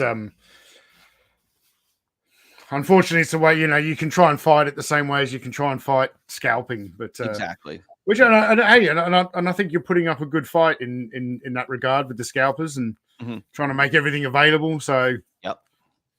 Have I missed it, or have the glow in the dark Praetorians gone up on the site yet? The green ones? Yeah. They went up on the site and they sold out in about 2 minutes. Oh shit, I completely missed it. But I only put up a few hundred damaged ones. I only put up Wounded Warehouse ones. Ah, gotcha. The rest I'm taking to Joe Lanta. And then the other half of the production run will be here at the end of October. Yep. So yeah, then we'll have more of them. So, and is that when all of Series 5's coming in? Yeah. So the way I'm doing Series 5 is, I had to pull some strings with the factory because I was thinking about my show schedule, and I was thinking about Rhode Island Comic Con, and I'm like, man, that's gonna be our biggest show ever. It's gonna be our last show of the year. I said, it's in my backyard. I want to like go in there with a huge impact. And I said, it'd be really awesome to have Series 5 there to sell. Yeah. But Series 5 wasn't arriving until like the beginning of November, like mid-November. So I was like, shit, we're going to miss the window. Now, I talked with the factory and I'm like, hey, what if we split up the production run and we ship me the full amount for the pre-orders and enough to take a few hundred to Rhode Island Comic Con. And then the remaining run can get shipped out at the end of October and get here in November. And they were like, we could do that, you know? So I was glad that I was able to, you know, I probably had to sell a little bit of my soul for that one. Cause it's like, I have to get in all the pre-order ones and get them at least shipped, because you don't want to sell something at a show when people are waiting for what they pre-ordered. So at least if people got shipping notifications, it's on their way to them. Some people will definitely have gotten them before the show. I'm hoping that 90% of people will get their pre-orders before Rhode Island Comic Con. But it's like, for the company, for the brand, it would help the brand to have Series 5 at that show. So sometimes you have to make these tough decisions, but you have to like, look, it wasn't like I was like, no, screw the people that pre-order. I'm selling at the show because I need to sell at the show. No, I'm going to bust my ass and get my whole crew here, and we're going to get thousands of orders out the door in time for Rhode Island Comic Con. So that last week of October is going to be wild. I think the container's supposed to arrive on the 25th, and then we have that last week to just bust our ass getting shit out the door. So that's then I'll do Rhode Island Comic Con, and then Series 5 will go back up in stock sometime by the end of November. So what if it gets held up in customs for a couple of weeks again? Dude, I've thought about it every single day. Because I was there for the infamous Warpath Eclipse episode. I remember, where Bobby literally, God, I'm telling you, he was so frustrated that the container that had all the Warpath Eclipses that was going to Joe Fest was that was 2023, I think. No, that was 2022. Was it 2022? It wasn't it? No, 2023, because Ninja came. He didn't come the first that's right. That's right. That was your second Joe Fest? Yeah. That was my second trip, and got it. You know, and the container, the ship arrived in the States in time, but customs held onto it and held onto it and held onto it. Yep. And when Bobby got the news that it was not going to arrive in time before we were leaving, there is some damage to the old Valaverse office, let's just say. I broke a light. I broke a photo light. And a picture frame and a picture frame. A water bottle and the water bottle I threw at the picture frame. Yeah. But it all panned out. We ended up it all worked out. It all worked out. Warpath Eclipse actually beat us to It did. And that was the crazy part. Is she beat us there. Thankful that Ninja was there and made all that work, you know? Yeah. Someone had to sign the delivery docket. Man, I'm indebted to him for life for that one. All right, we got a bunch of super chats and questions and things to catch up on. So KBA, thank you. He's been a member for 12 months. Much appreciated. And Rollkeeper has been a member for 11 months. Thank you.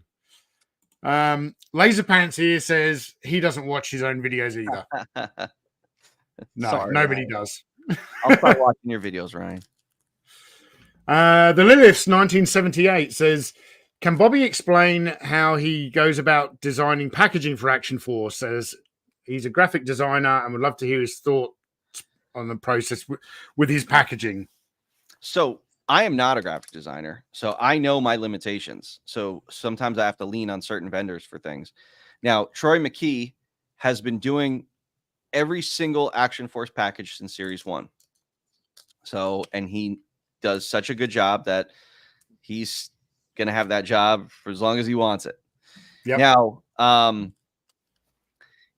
have an idea of something. For instance, like when we switched to the blister card, I kind of had an idea of how it would look, and then I'll give Troy kind of free reign, like, hey, look, go kind of crazy with this. Like, what are your thoughts? Like, so I think he likes that I don't give him such strict rules to follow, figure name, number, the legal lines, that sort of thing.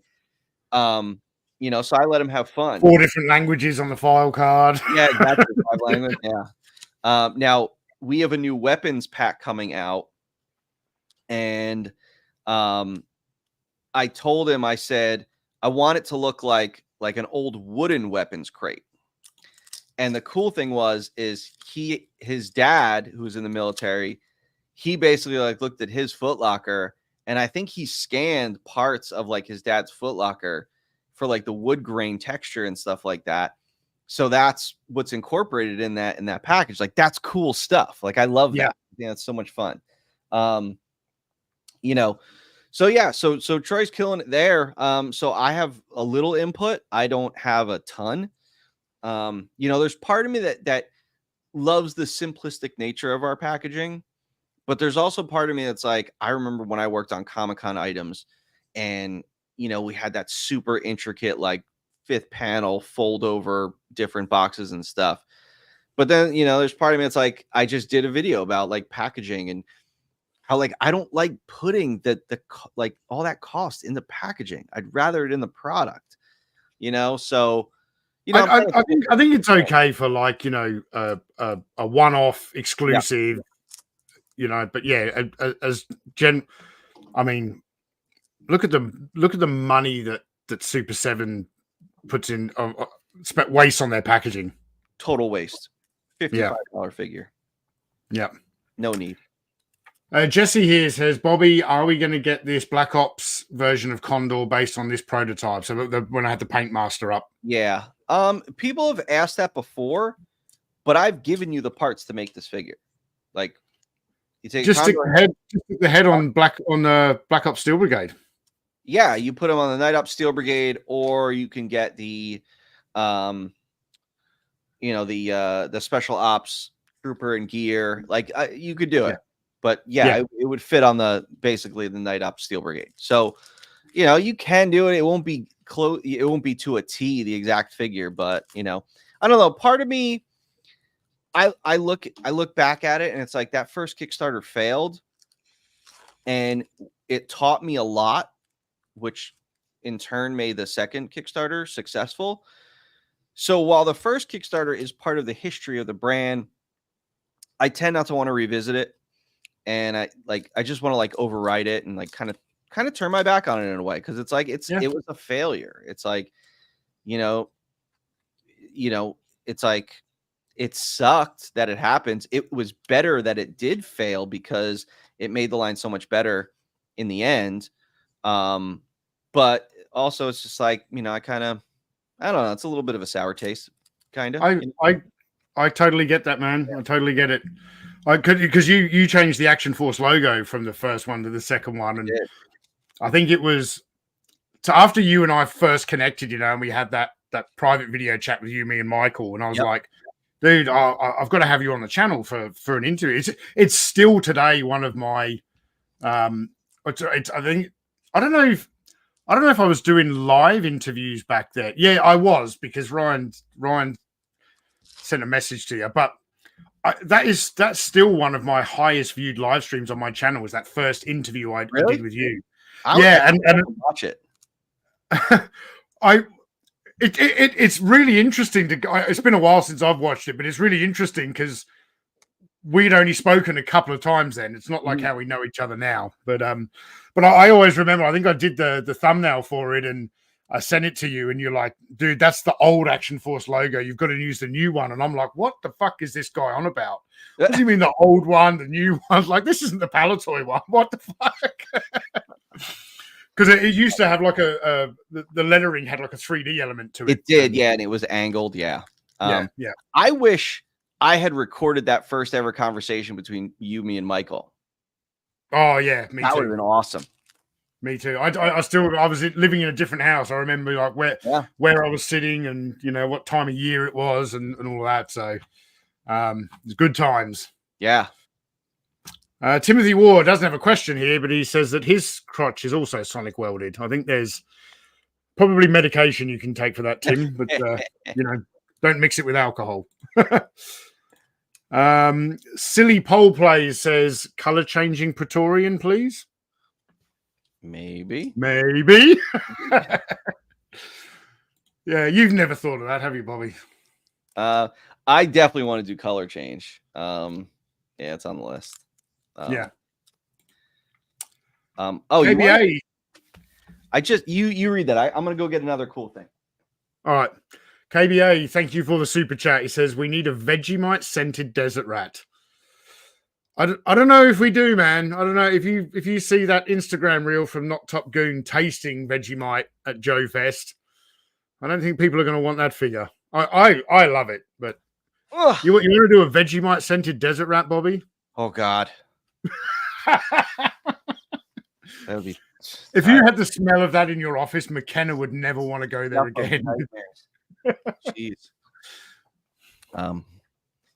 So I grabbed something cool that I just remembered. Yeah, because it's funky, and this is where like sometimes accidents happen, and it's kind of cool. So I was working on this Titan Hero line. It was 12-inch, $10 figures on Marvel, and I was doing this Black Panther figure, and I was one number off on my PMS colors when I sent it to China.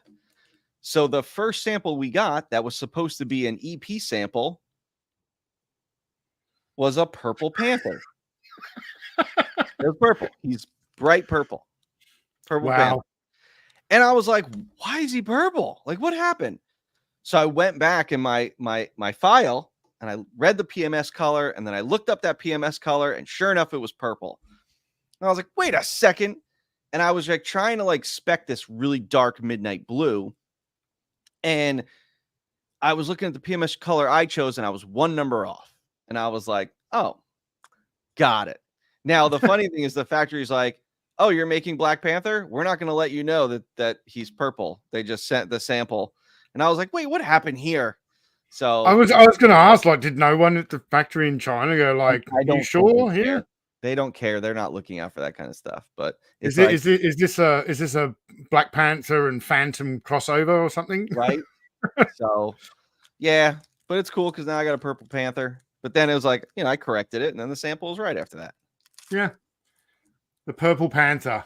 You'd get some money for that, I reckon. Yup. Tim Taser, thank you very much. He says, please wish Gracie a happy birthday from all of us. It is Grace's birthday, so happy birthday, Grace. Yeah. She's working today, but I'm gonna cook her steaks for dinner. There you go. She doesn't normally like my cooking, but that's hey, it's like the one thing I can do. I can do some steaks on the barbecue. So there you go. Yeah. Suda Huber, thank you for the super chat. He said, Bobby, you are a credit to your profession, and you have a customer for life in me. Thank you, brother. Thank you so much. That means a lot. Well, that's. I don't know where Super Huber's getting his ideas from, because you are the meanest man in the toy industry. I don't listen. You obviously got it wrong. I'm a mean guy. Mean guy. No one should support this line because I'm so mean.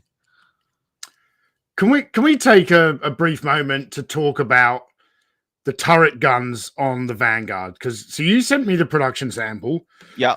And I think the only comment I kind of made to you, because I knew it was an EP sample and you're probably doing comments.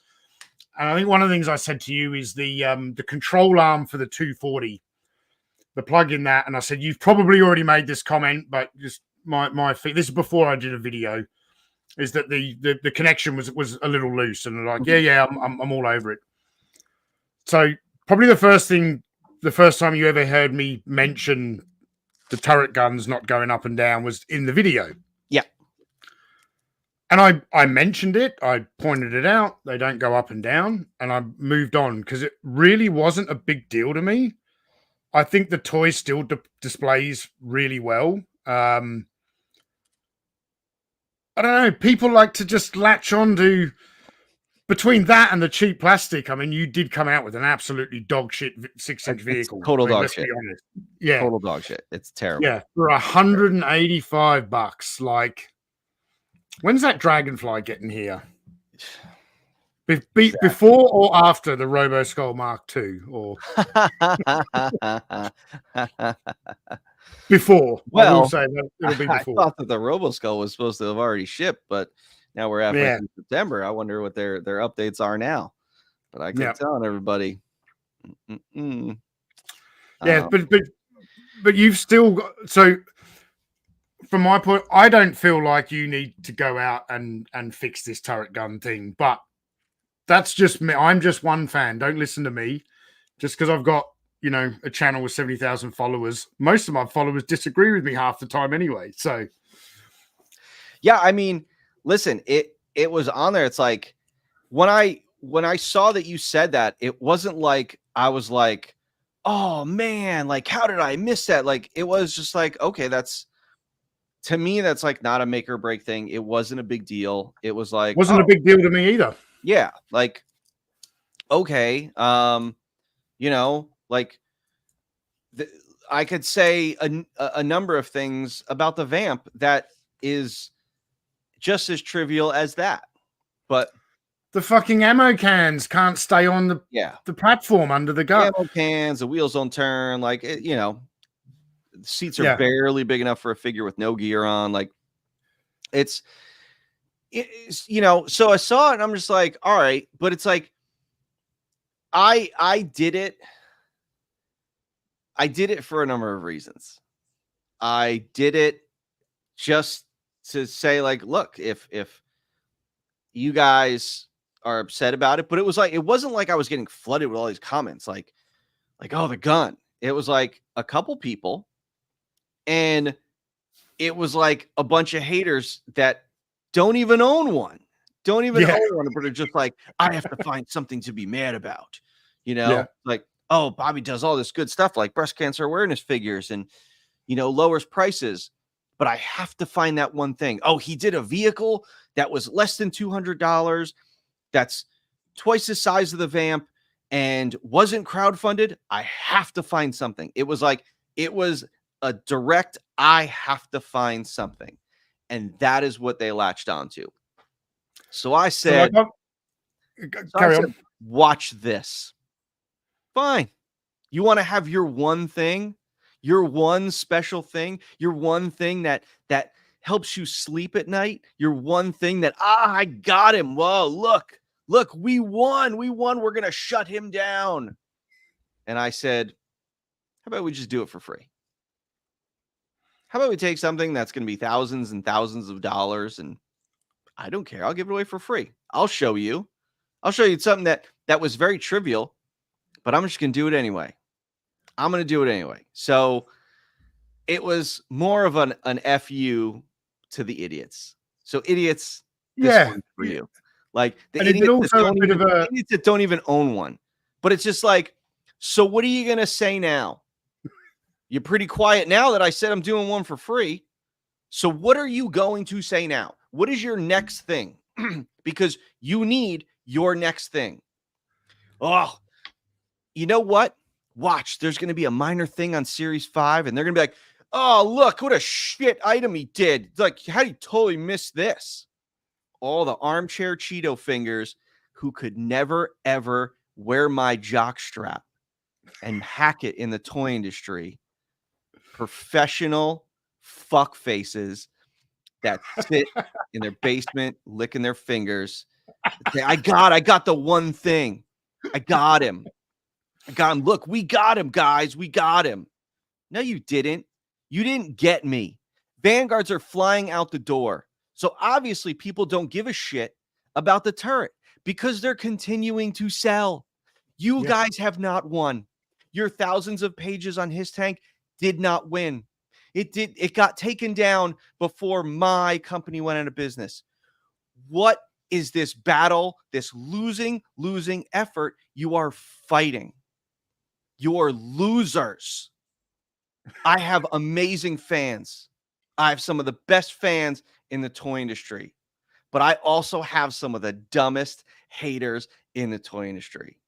Just sourpuss haters that are latching on to that. What's that one thing that we're going to say, yes, we got him? No, you don't, because I'm not going anywhere. I haven't gone anywhere.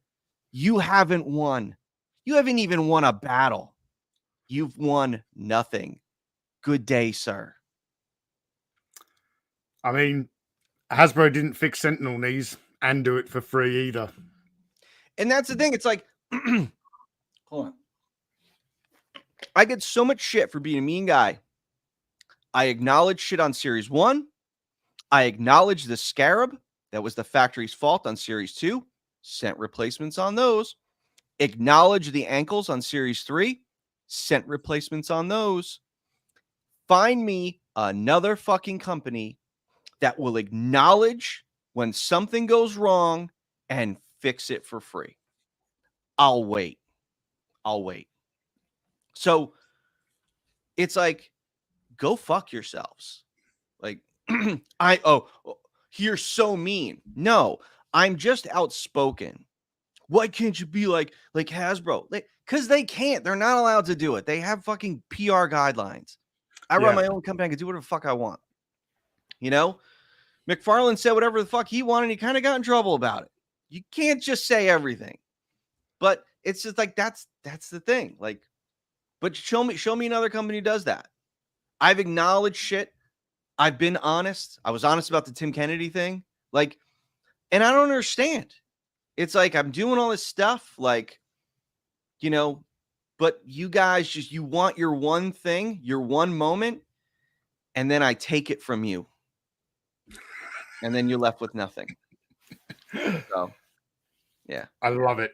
But I love them because you guys, you keep coming.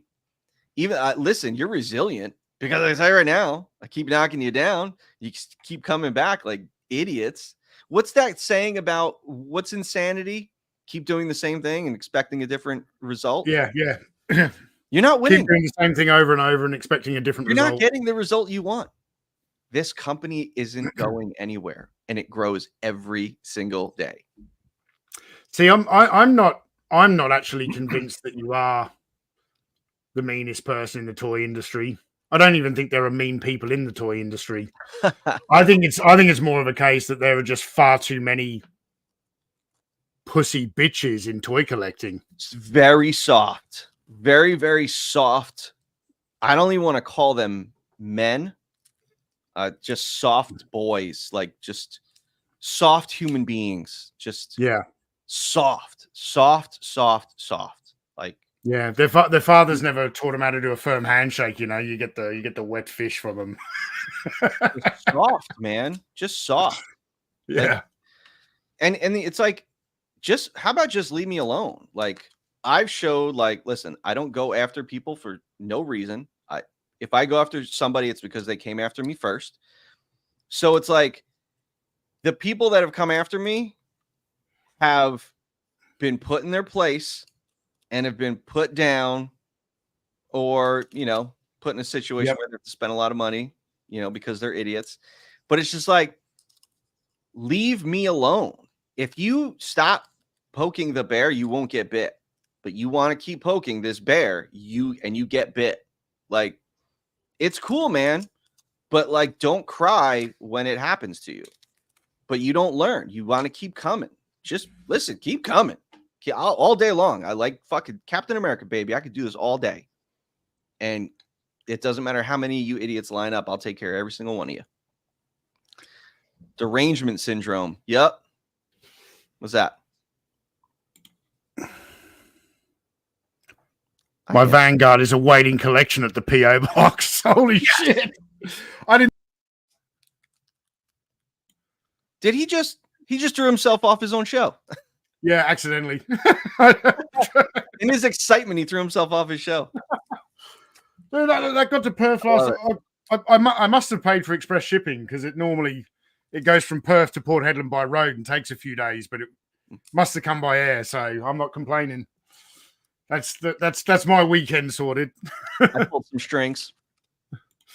Got a question here from our friend Chronically Online.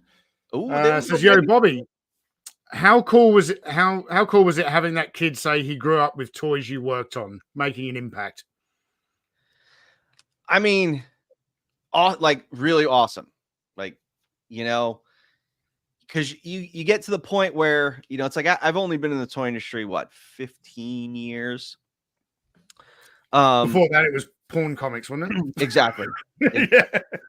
Which I wish I stayed in that business. But to be able to like be in long enough to produce stuff that people are like, oh, like I grew up with that, like that's really, really cool. I mean, it's like, oh man, that means like I'm older and I've been around the block a few times. But it's that kind of stuff, man, it means so much to me.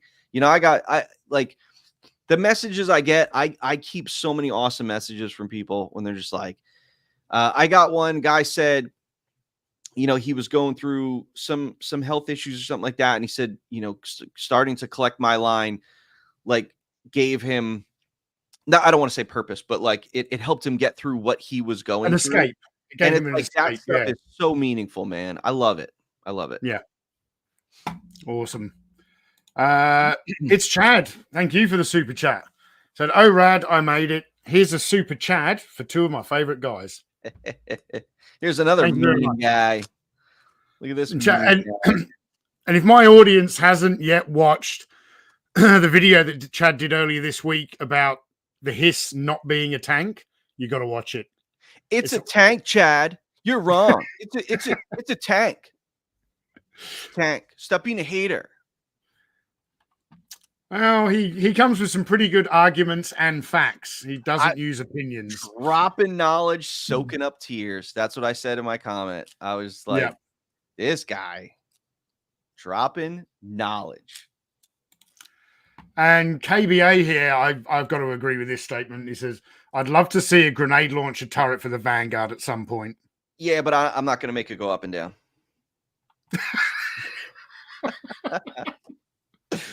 Well, technically, you don't want the grenade launcher to go down. Only right? Yeah.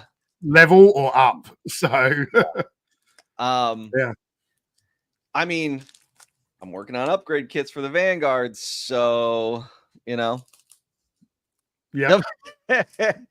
Technically, the Vanguard is more of a tank than the Hiss is a tank. Well, absolutely, yeah. That tank soccer mom vehicle that trolls wouldn't drive if they were offered the chance. Yeah, idiots. What? Yeah. What? I mean, I would let them call it a soccer mum vehicle if that soccer mum was Gina Carano, right? Like, and that's the thing. It's like they have to make up such lame things to make themselves feel better. Like, oh, I got to come out. What am I gonna say about this amazingly awesome security real world vehicle? Oh, looks like a soccer mom SUV. Like, what soccer mom SUV have you seen? I'm like, you hanging out? You like really? You hanging out at soccer fields, spying on kids? Like, that's how you see all these soccer mom cars? Like, what's wrong with you? But then they've always got their default. If they can't find anything, then it's cheap plastic. It's cheap plastic. Yep. Cheap plastic. Got a super chat here from Kiwi GI Customs and Collections. Thank you very much. It says, great show today, guys. Much appreciated. Now, before we wrap things up, I've got this mystery box to open. Oh, that's right. Which came from a fan of the channel called Christian. Christian did reach out for my PO box address. I don't remember how long ago this was. This has been sitting here for a while, which is why I thought I'd open it on this stream.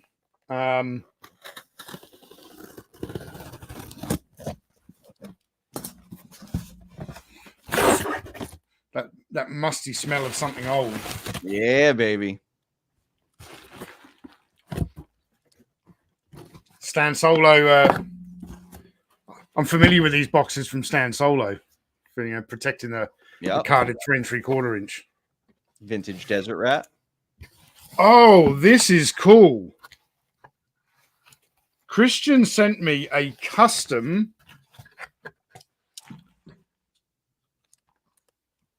check that out.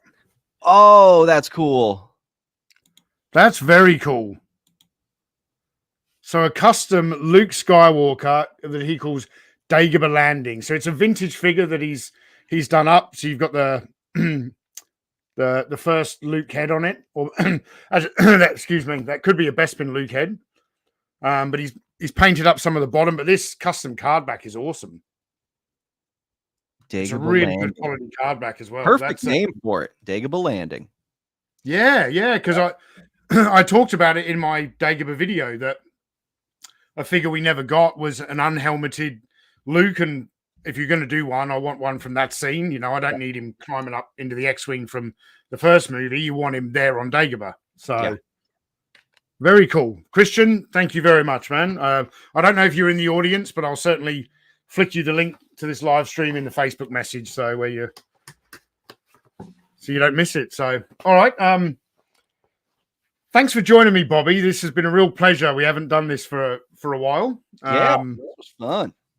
I'm certainly looking forward to coming back on the 3PO at some point. Not sure when that's going to be. I think the last time you guys were available, I was at UFC or something like that. I can't remember. Yeah, you were at UFC, huh? Yeah, I went. I got free tickets, man. It was awesome. I bet. Yeah. And Izzy lost. So, and Izzy hey, real quick. I know a lot of my audience. You know, they might switch off for a little bit when we talk about UFC. A bit like I switch off when Ryan and Hannah talk about Ninja Turtles. But do you give a single fuck about this UFC Noche this weekend?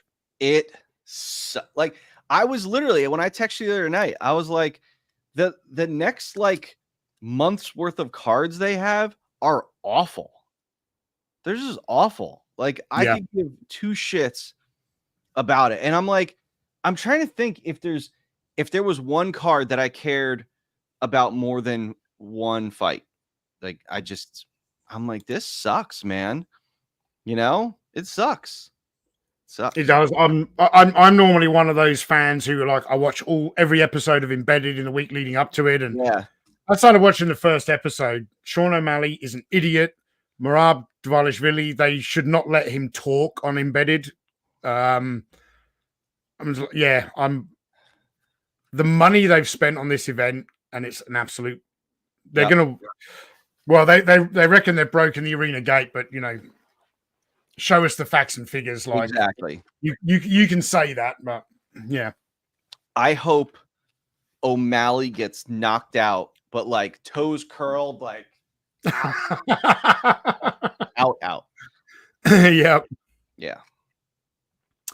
All right, man. Well, before we wrap it up, is there anything you want to plug? Have you got content coming up? Figures coming out? No content. Joe Lana is coming up the weekend of September 26, 27, 28, or 27, 28, 29, something like that. Yep. But we will have multiple exclusives at that show. We will have the Elite Praetorian. We will have the Bone Collector. And I do believe for the first time available, we will have the Pink Breast Cancer Steel Brigade, and we will have the reissues. We'll have the reissues of Trigger and the Garrison Cavalry available at Joe Lana for the first time. Very, very cool. Very cool. Yep. Well, look, the links to all of your social media is in the description of this video, to your YouTube, your Facebook, also to your website, which is, I think, the best place to buy Valaverse Action Force. I'm going to a third party, but yeah, man, thanks for coming on. This has been a blast. It's been a really interesting topic. I've learned some stuff. You've learned some stuff. We talk shit about the haters. What a better way to spend an evening. So, right. Thanks everyone for tuning in, and yeah, we'll see you all next time. Thanks, everyone. All right. Bye, guys.